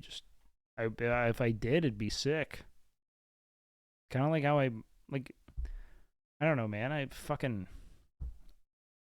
There are a lot of things I wished I liked, Like, I wish I loved mushrooms. That's a whole new, realm of flavor I get to enjoy. I just don't want to eat them. When I eat them, I don't like them that much. They're okay, but I don't love them, I wish I liked it. I wish I liked everything. Honestly, I'm gonna be real, guys. I love it. Everybody thinking about me, talking about me. They're all thinking about me, all talking about me. What's Asmund doing? What's he saying? What did he say today? What did he say yesterday? Living rent free? I know I am. I absolutely am. It's just I don't even know where to begin with this, right? Give me a minute and I'll MasterChef instead of this. I kind of want a game tonight, but yeah, we'll watch MasterChef here in a bit, probably. I do want to get... Did everyone like MasterChef? I don't want to, like, get shit for watching shows or anything, because I know it's a bit dull and uninteresting, but I don't know, reacting to this isn't necessarily more stimulating. I'll go and you know, we'll talk about everything because it's been pretty crazy, to be honest with you guys. It's been pretty impressive to see the kind of the kind of response I've been getting. People are trying to cancel me. They want me canceled again. Here's the thing. Everything I watch on stream, I watch strictly because chat wants it. I go based on numbers when it comes to a lot of my stream content. For better or for worse, that's the name of the game. If you guys watched games more than you did reacts, I would play games every day. Again. Why is that? Well, because today is the day that ends in the letter Y. Their opinions on things. Including Rasmongold and trying to get people in sponsor, including Capcom. These people are actually disgusting harassers. I don't even really feel like Asmon's stance is well articulated, but I think that his blanket support of it was just like lacking nuance to the point of it being not irresponsible, but certainly uncompelling. Like, I just feel like Zach has like covered things in a way that like tries to completely decontextualize what happened. And like he'll just be like, of course you have the right to move your arm in space. And it's insane to act as if you don't have your right to move your arm in space when he's talking about someone punching someone. You know what I mean? Like, sometimes I feel like he'll get so, like, granular and decontextualized that his point no longer actually holds weight. It's just, like... It's just odd. Because, like, generally speaking, I find Zach to be, like, really reasonable, and I enjoy talking with him a lot. So when I hear shit like this, sometimes I'm like, what the fuck is this, man? Asmon has... Zach's not an incel. Zach is... I'm not being just, like, nice to be nice. Like, I know Zach pretty well. ...a right to cover gaming and have opinions. Also, so this is the issue that people have, is that they have no issue and no problem talking about their opinions on things, but whenever somebody else has another opinion that's different than theirs, now they're being harassed. I'm sorry, guys. Harassment is not the same as disagreement. This feels like a disingenuous layup. Like, are we sure they're not being harassed? Because I know most people in the event that they say something do go on to get harassed, and they're probably saying, shit, I don't really like this, because most people are fucking sane and don't value attention over not being told to kill themselves. Do you know what I mean?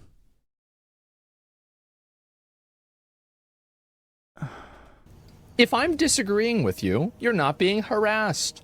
And also, there have been tons of people are talking about me, them getting harassed. Oh my God. There are people commenting every hour for me to kill myself. Oh, kill yourself. I hope you die. Yeah, but Zach, not everyone wants to endure that, dude. Some people don't realize that they're about to welcome in the fucking, legion of untethered fucking neets who are gonna say shit like that, and they're like, oh man, this sucked, this is harassment, because that is harassment, Zach, to be told to kill yourself. Like, that is harassment. You are being harassed. Whether or not you call it that's another thing, but you are being harassed. You're a piece of shit, everything like that. And I want to let you know, it's not their fault. Look, there's mentally ill kids on the internet that they should be in, like, I don't know, like a mental institution or something. But we got rid of those, so they're on the Twitter. And so it's not really their fault that these kids are saying this stuff. It's just what happens.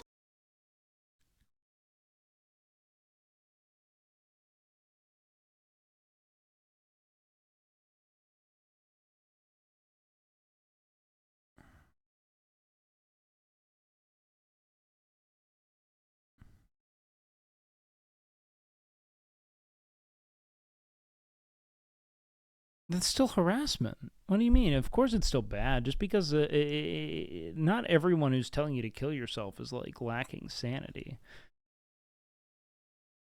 Like, it's still a bad thing. You know what I mean? So, how am I the harasser whenever I'm getting to death? Why are so many mentally ill people going without treatment? Well, look, I don't know if we're ready to enter that into the free marketplace of ideas here. because it seems as if there are a lot of things that are being kind of, dare I say, incinerated by the fucking corporatist, monolith that is our government at this point, and like none of us are getting like even the issues you have with games becoming quote unquote woke to the ends of selling more, fucking copies to individuals to ensnare more people in their microtransaction hell. I know. Most people are very close without recognizing that a lot of the issues are, especially the ways in which, governance has emboldened, corporate perspectives when it comes to how decisions are made on a national level, or federal level. Death threats probably more than they are. How does this make sense? By that logic, aren't they harassing me? What about this? And so the problem, I think, comes down to people. Well, yeah, they are, though. Not a lot of people are wanting, like, it's something I see often with streamers. Like, streamers, to some extent, value attention for the sake of attention so much more than they do the desire to feel, like, valued in a community. Like, some people just don't care how it is they're spoken about, and they just want to be spoken about for the sake of it. And it's not to say that I see Zach as being this, but like, yeah, man, being told to kill yourself is incredibly jarring for those who aren't looking for that. It's incredibly upsetting. Of course that constitutes harassment. People that feel like he's not responsible for fans harassing someone, same as critics who are not responsible for a few idiots taking it too far. They have a moral mandate. They have a moral mandate to talk about their opinions on issues and to expect everybody else to bow down to that opinion. And if other people disagree, even in a way that's respectful or non-aggressive, it's not enough for them, because everything that is a disagreement is aggressive to them. I'd have to see what exactly he's referencing when he says that, because I doubt that that's the experience. I'm willing to bet that the people who are saying they're being harassed are going to be referencing actual points of harassment and not general disagreement. I could be incorrect. Has Michael ever had a job as an adult that required him to regularly leave his... Yeah, he has. Zach's not... Dude, Zach is not... I like Zach a lot. The ad hominem people want to embark on when it comes to condemning his positions is like super unhelpful and, dare I say, a part of the greater problem of not actually having productive discourse. Like, just point out the things. If you weren't you, he wouldn't be as friendly to you. He met me as a fucking no-viewer streamer who just started Camp Canoed. Like, it's just not, like... Zach and I got along because we were willing to talk on this, about certain issues that we had, disagreements on for some time. I mean, productive discourse is rare in online spaces, but you also always have the capacity to eject from said discourse, and that's something I really do rely upon. Part of the reason why I find these takes to be so bizarre is that sometimes, again, as I said, he will decontextualize the point until it no longer, like, the critique is no longer even relevant to the situation at hand. Them, and any type of disagreement is violence. It is harassment. His mentality that you can't be friends with someone with different opinions is insane. I've never really gotten that case. And if you escalate the vocabulary, you create a world where responding to that in a distorted way, right? Like trying to ruin somebody's life over disagreeing with you on Twitter, you make that reasonable because you're changing the vocabulary of it. Why do people put so much stock in his words, though? Because he has, one, I think he's a pretty solid orator. He's very clear. He doesn't waste a lot of words. Like, he speaks with a lot of confidence. And he represents a lot of the people who watch him, you know? He's a dude who loves games, who just wants to stay in his house and not be bothered. He's a relatable point of, I would say, active criticism on topics of interest to them.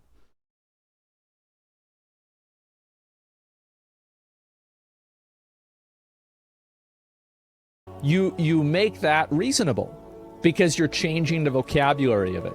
And I think that's what happens. And so these people are very they're very toxic. They're extremely toxic. And I think that every normal person on Twitter, there's like 7 of them, realizes that.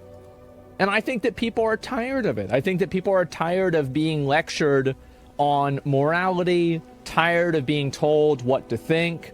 What you're saying, you're applying your bias of people onto a streamer you know nothing about and deciding that as his personality? Me? What? I don't know who you're talking about. People who are, by all accounts, shitty. I don't want to be told what to do by a fucking asshole. A fucking dumbass. Like, I don't want to be lectured about how much of a bad person I am by somebody who's worse than me. What's this? Okay.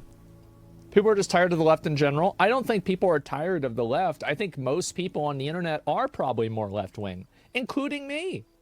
But what people are tired of is they are tired of bad actors that have inserted themselves into the space, created a position of power for themselves, and then leveraged that position of power. I don't think Zach has a lot of, like... Zach is a very apathetic person when it comes to most things. Like, he's very... I think he just tends to focus on what immediately affects him. And I think that generally when something does affect him, he doesn't seem to be very, let's say, like, conservative. He doesn't really care much about money. It's kind of... There's a lot of... I think he cares about holding the respect of an audience more than most things, if I were to guess. In order to do... He's not... No, he's probably American left, but I wouldn't call him a leftist. Do things that are in their own agenda. Not towards a leftist agenda, not towards anything else, just towards their own agenda. A libertarian is definitely... I mean, The reality is that most of what Zach considers are, like, social and, like, you know, identity politics, if that makes sense. Like, he doesn't really delve into the actual, like, infrastructural issues of governance or the economic issues of governance. And they do... But he's definitely not, like, a conservative make in a lot of regards. Left-wing people look bad. They absolutely do. I think that left-wing, like... Like, he's left in that... I don't know if you really know this, but, like... the kind of, like, libertarian elements of social politics aren't really right at all. You know what I mean? They tend to be pretty left. It's very, like, you know, permissive in certain regards. Like, left-wing politics has, like, a huge problem. Like, for example, like, right-wing politics, and, like right-wing politics is also having this problem now, but for a long time it didn't, right? Where it's like there was a clear line between conservatism and, like, you know, people that are like, I don't really want to say Nazis, right? But, like, people that are just, like, super totalitarian. But, like, ever since, like, Trump and then, like, you know, emotional escalation, I think that there is kind of a harder way to get those people out of the space in right-wing politics as well. But in left-wing politics, what happens a lot is that it's kind of like, it's like they can't remove these bad actors and extremists from their spaces because the bad actors and extremists... Well, no, it's an issue with how it is. I mean, in a lot of ways, we're kind of all just stuck in this, you know, kind of like dystopian echo chamber of extreme opinions because we have developed algorithms that feed information to people essentially in accordance to how incendiary and upsetting things are, because incendiary things farm engagement. Like, the issue is that those are the voices we're most often reckoning with. To be fair, are popular. And that's really the truth. So you have people that are effectively, like, I think that they are damaging the entire progressive movement. I think that it does damage progressive movements whenever you have people that are trying to push against racism that have a tweet history of being racist. Because any reasonable person is going to see that and be... Racist, yeah, I hate when we start deploying the term racist in any regard now. I'm just willing to say prejudice now, and I just totally try to deload it because I think that the whole, like, I try to unload the whole phrase itself because I don't want to have to get into the reality of what it means to be critical of, like, whiteness in a systemic context, you know what I mean? And what whiteness represents to marginalized groups. It's like a whole fucking mess. But yeah, I mean, if you have a ton of like really incendiary and critical takes, typically speaking, you're just going to be a bad ambassador for progressive movements, in my opinion, because you are going to be ineffective at reaching people who will need to hear what it is you have to say. I don't know if that makes sense.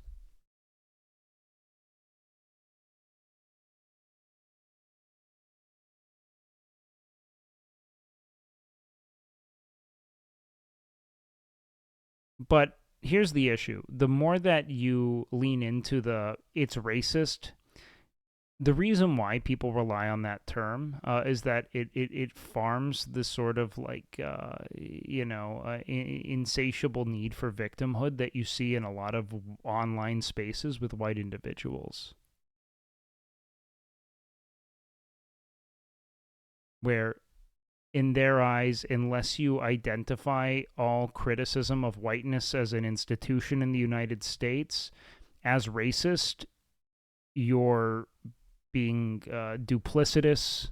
It's really semantic and upsetting. You and I were destined to be best friends like we are.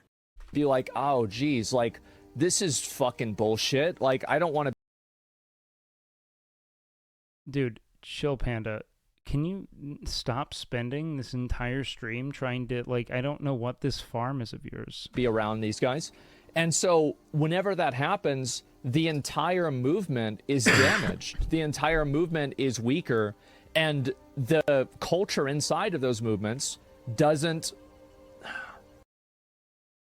The West is the least racist out of the whole world, but complains constantly about it. I think that the West, or especially the United States, has such a unique history with race, in that, like, we probably have one of the more, just when you think about, like, chattel slavery and how, like, contextually modern American slavery was. We have a very difficult relationship to race, especially Jim Crow, segregation. I mean, we've had a lot of really horrific shit there. I think letting someone else's skin color or person's opinion or political opinion your main life is crazy. Sure.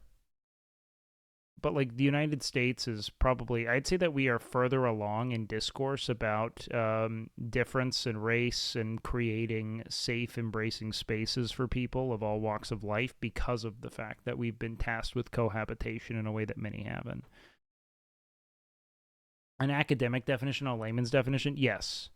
And I don't think that trying to constantly impose the academic definition onto the discourse is productive. I also think that the more you're like, yeah, they're racist against white people, that farm is strictly meant to, embolden the people in your audience who want to, masquerade as if they're a victim, and that there's a sort of equality of contempt here between, white Americans and black Americans between one another, and it's just not helpful. It doesn't have like an apparatus or like a mechanism to remove those people. Everyone being different is what makes life beautiful. What? I mean, like, yeah, I guess. Is not racist when Biden is saying terms like illegals? I'm going to be honest. Biden saying terms like illegals is like, is that really? It's a fucking layman term of, like, individuals who have immigrated illegally. I'm not going to sit here and act like, I think that that was a very leftist thing to be as upset about as possible. I think that it's a fucking blunder because he's your fucking president, and undocumented is the better term. But to act like this fucking, it's just so exhausting sometimes. It isn't professional, but that also wasn't, like, racist in a sense that I think's worthy of condemnation. Like,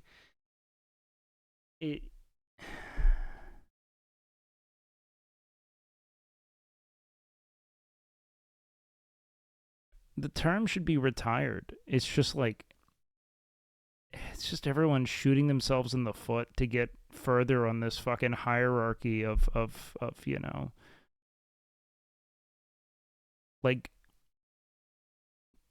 perfect, like if there's like this moral purity imperative amongst leftists that just totally like it's just, of course it's bad optics, dude. It's not, that is not the most pressing issue in the world to me. That this fucking 87-year-old man who's just teetering on the brink of death has said a term that we have. That dude said Negro in relationship, like the fucking, look, this dude has fucking 60 years of programming and very much like he fucking existed in segregated times. It's like this guy's a fucking old fucking fossil. I'm done being upset about the dude. He's been a pretty fucking progressive president, all things considered, in the scope of all of their presidents. I also think he's not one I ever would have voted for in any other context. I would have never at the DNC voted for that dude.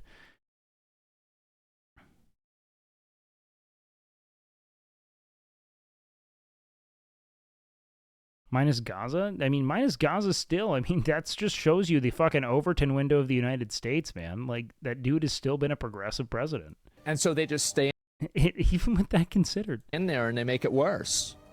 Yeah, they are the progressive movement. Well, they weren't for a... Indicative, yes. I think that there are just more, like... I think that if you want to talk about what's indicative of racism still existing in the United States, this discourse alone is far more indicative of it than Biden saying illegal. An 87-year-old man letting that word out of his mouth is the least concerning thing to me in regards to, like, these are fucking young men who are taking active issue with the existence of black characters in their video games. That's a bigger issue. Like, I don't care about this fucking dying man saying a fucking antiquated an antiquated fucking,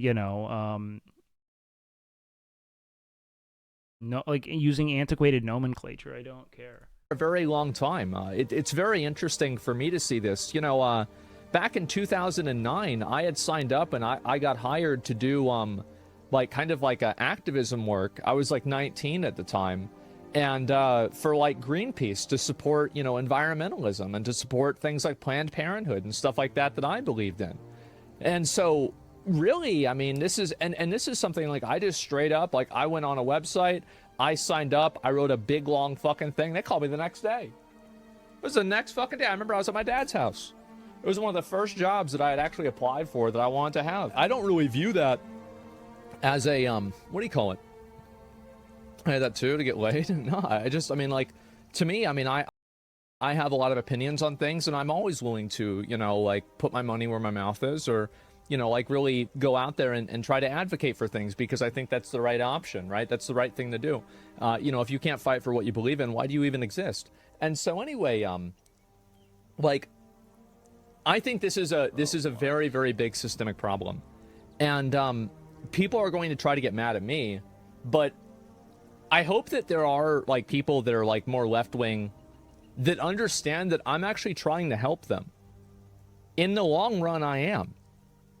Because these people, like these sweet baby people and these guys that are just, like, randomly throwing out, like, a bunch of words, then acting like animals. Wouldn't have used that phrase there, but I'll say this. To Zach's credit here, what he, I think, is... Because, like, I know, like, my talks with Zach, and, like, he understands what I understand, which is that the way that Sweet Baby Incorporated responded to the existence of that Steam group exponentiated the amount of hate they received, because it made them, in the eyes of the disgruntled, a viable target for their hatred. He does, that's what he's saying, which is that, like, if you're not posturing appropriately and not incredibly careful about your words, you're never going to convert the young men who take issue with things that you are wanting to change. He's not that much I get from him. These people are going to ruin your movement. They're going to ruin your progress, because people... But yeah, there's this fucking just, like, obscene degree of, like, bravado and overconfidence in a lot of this discourse that just makes it very difficult to consume. But I know what he's... people were pissed about The Little Mermaid not being white in this last movie. Shit was stupid. Who cares about... It's a mermaid. It's totally irrelevant. It could not be less interesting. Straight up. Like, that is a mermaid. It is a fictional creature. See that, and they just reflexively are against it. And whenever this person is encapsulating your values as well as their own, they will then in turn... No, I've already touched on what I think the look. The Sweet Baby Incorporated was just an absolute masterclass in what not to do, in my opinion, which is try to like launch some kind of like retaliatory brigade against this individual rather than like communicating what it is you do for companies, why they approach you, and then trying to, you know, organize support. Maybe, hey, if you like our games, please go ahead and give them a popular rating, give it a good rating, etc. Be against your values as well. People might disagree with me because I am against people that are on their side, but I hope they understand that those people are actually not on their side. They are not on the vast majority of a normal people's sides. These are extreme people that are bad actors. But you are left-wing, though? Bro, the fucking idiots that are getting into a Steam group to brigade the games made via the consultancy of this company are also bad faith fucking reactionary bigots. Like this is all just a bunch of terminally online discourse from people who are upset that games are being made for people other than themselves. And they're also mad that those games happen and just not be very good because they're all fucking money-hungry corporatists. These games are made by money-hungry corporatists who have scaled operations from popular franchises and are trying to ride the coattails of that IP into, you know, the microtransaction hellscape they want to ensnare all the new viewers and consumers into, right? The whole point is to get as many new audiences as possible to play the game so that they can go and buy all the dumb skins they're going to upload on the fucking in-game store. That's the whole point. It's not about whether you're left-wing or right-wing. Like, the fixation... I don't think anything new is going to come out of this. I'm talking about, like, how old was I? I'm talking about, like, middle school life. And it's at a point now where, like, there are things in my life that make me unhappy. And it's like, this is bad. I wish it... They cut all the things you would upset the right for YouTube. It's weird. I think Zach is crazy hands-off with his YouTube. I think they know who watches, and the editors make a lot of money on his channel, and they do with his person whatever it is they want. But like, I've talked with Zach enough to know that I really don't think this dude is hateful, and I'm actually shocked at how fucking, you know, decontextualized and reactionary some of the points are. I don't watch his videos for a reason. Some of this shit's stupid as fuck. And Zach isn't, in my experience of him in a more intimate context. So when he can, like, essentially completely decontextualize a punch to the point to where he's talking about just like, well, someone who was just moving their hand in space. I'm like, well, all right, you know, like, I don't know why we're doing that.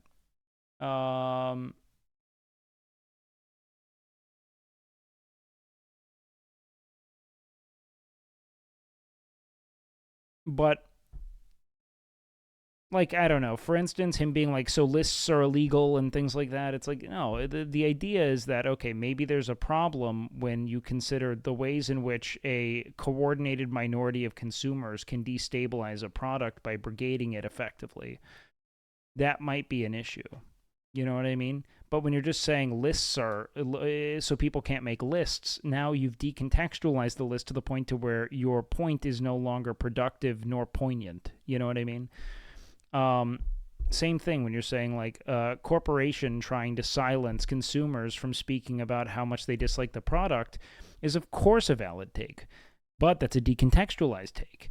The creator of a product or the provider of a service taking issue with individuals, you know, like blanket coordinating to attack a product on the basis of them not being happy about the inclusion of diverse characters into their video games, now we have a problem. You know what I mean?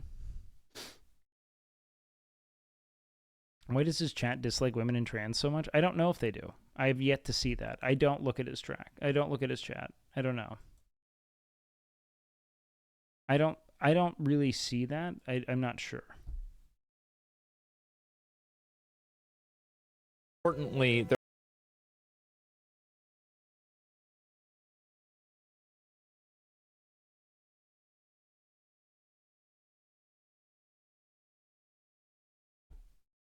This is what's so odd. Sweet Baby Inc. are openly and actively trying to destroy existing IPs, turning those games into their propaganda tools. But they're like consultants, man. Like, there's no way they have more power than like EA. They're just saying this is what I think the game should include, or these are the things that I think would upset black audiences. And they could be wholly incorrect. I mean, like, it sounds like they offer a really niche service. I don't think there are a lot of things providing services of that caliber. It could just be a dog shit service, dude. One's in chat if we should just move on.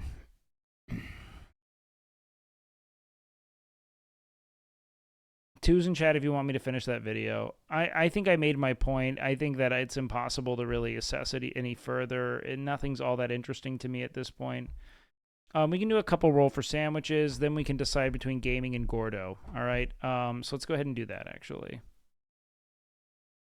Anyways, I hope that that was illuminating the people who wanted me to watch it. I hope that my perspective clarified things, or, you know, at least made clear what I thought. Good afternoon, D&D TikTok. I just can't watch 40 minutes of it.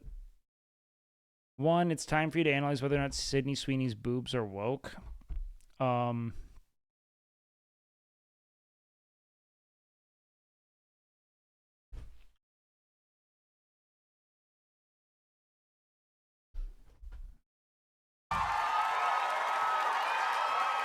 Why do they hate Sydney Sweeney? Isn't she like the kind of like living embodiment of what the right would idealize sexually?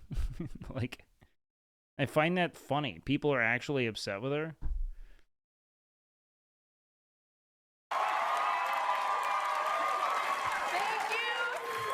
Thank you. She killed wokeness because of her tits. No, wait, they're anti-woke because they're on an Aryan princess. I'm not very attracted to Sydney Sweeney. Yeah, that's an insane. She's objectively very attractive. She's not my type. Great boobs, though. Thank you very much. No. I'm not saying, look, she's attractive as hell. She is. She's just not what I'd be going for typically.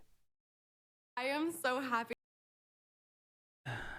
Here's the thing. She falls under... I've always described this, okay? I don't have a type. I have a not type. And my type is decidedly in whatever the average sophomore Sigma Chi would describe as wife material.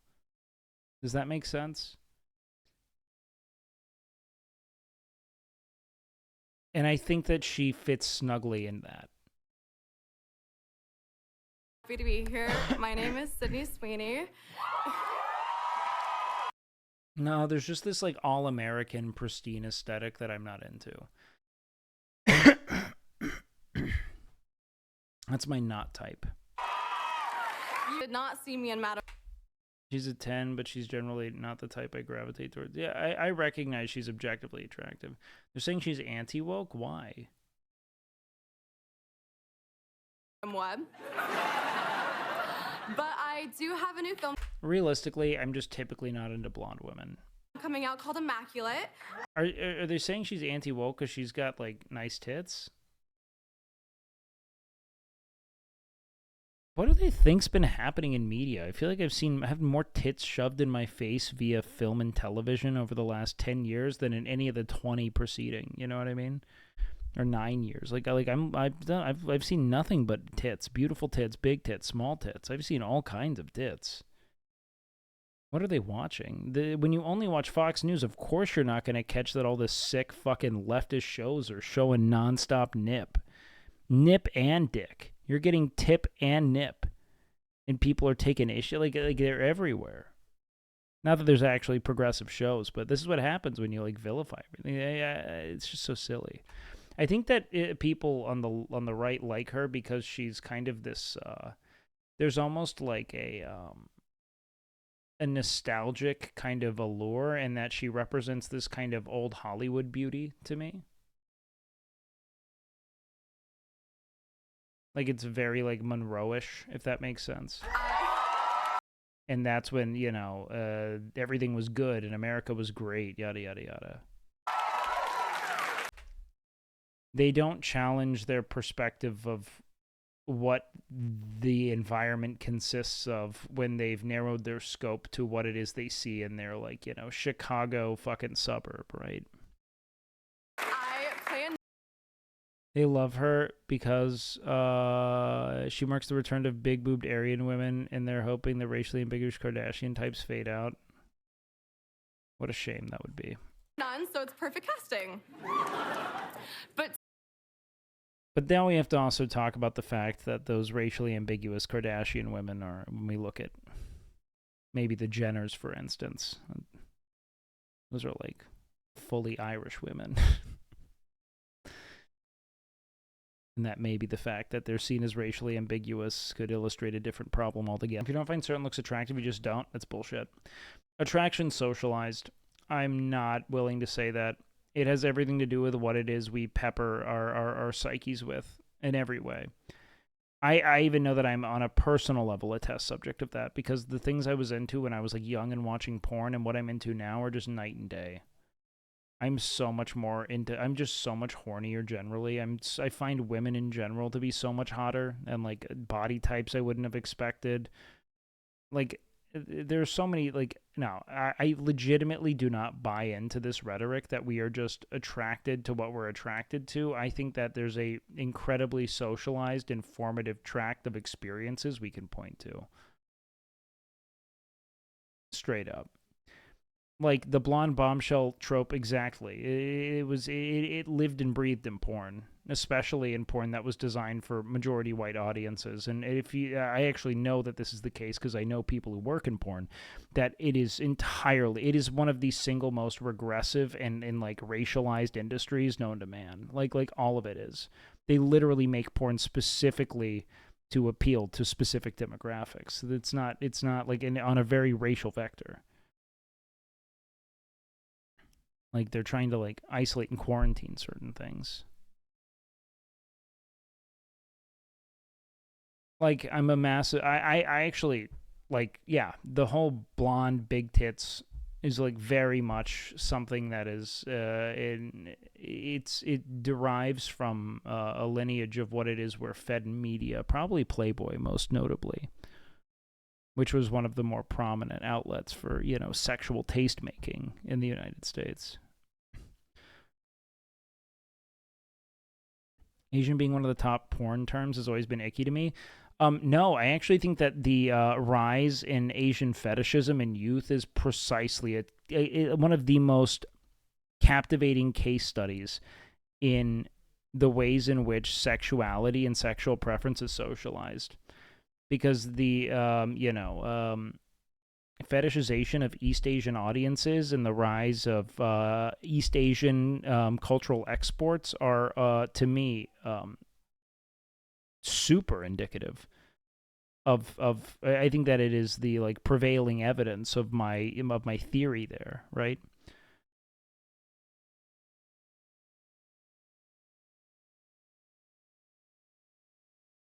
It's not just because of anime, it's all cultural exports, K-pop included. J-pop, J-rock. It is a great trump card. There are a lot of very famous tits. This is a little cringe. Yeah, I'd agree. This isn't in her wheelhouse. But she's doing it. Look, it's contrived. You're performing comedy live in a way that's written for you. It's odd. Wait, Bean. Why is this insane group? You know, for dungeon spamming, fucking dude, yeah. We can do that. Fuck it.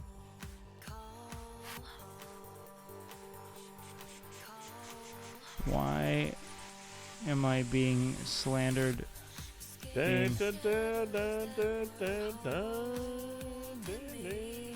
What? Wait, what'd I do? I didn't do anything. Oh my god, what? Wait, what? What'd I do? Dude, no. Oh no, dude. What'd I do? Taito. Let's go, dog. Oh, what is it? Taito? Dude, Did I do something? What did I do? What the fuck?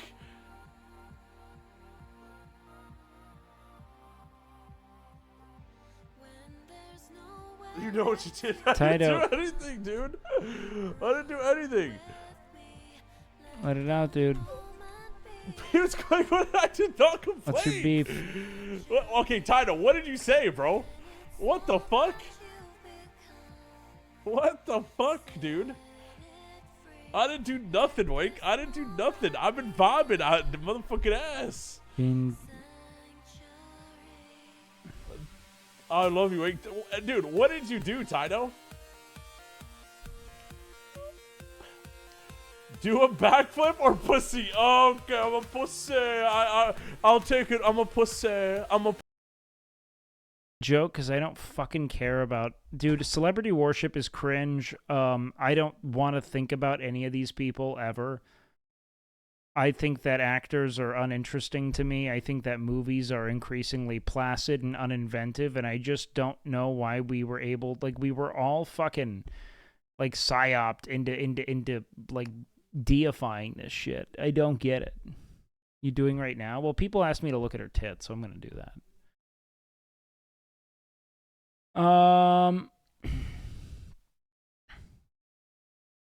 No, like, we were just, like, so bludgeoned with, like, it was one of the few reliable entertainment outlets, but I think that celebrities really played their hand when they all sang Imagine to us in 2020. We were like, okay, well, fuck these people. This is the most self-righteous and fucking indulgent thing I've ever witnessed. Why are you going on runs while you sing Imagine from your fucking mansion? To be like, we're all in this, fuck you. Fuck you, I do not care. That was the most untethered shit, dude. I've never seen anything like it in my life. Real quick, guys, I have to go downstairs. I need to, I'm gonna grab a peach or something.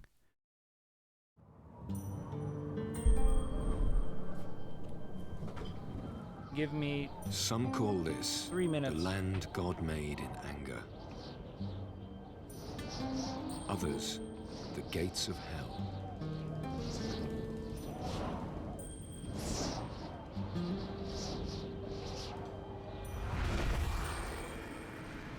Scorching heat.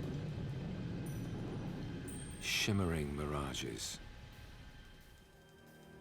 The deserts of Namibia in southwest Africa.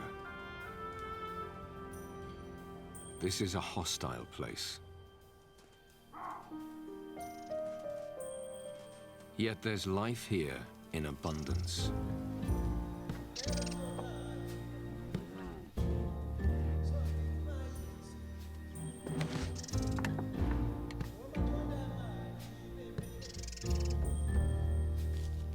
How do these creatures survive?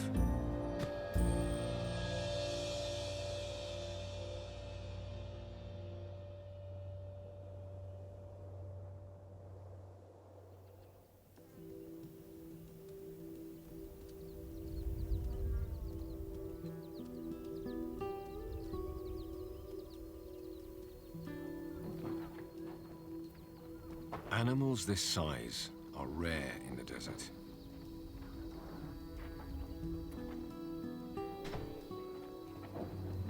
Large bodies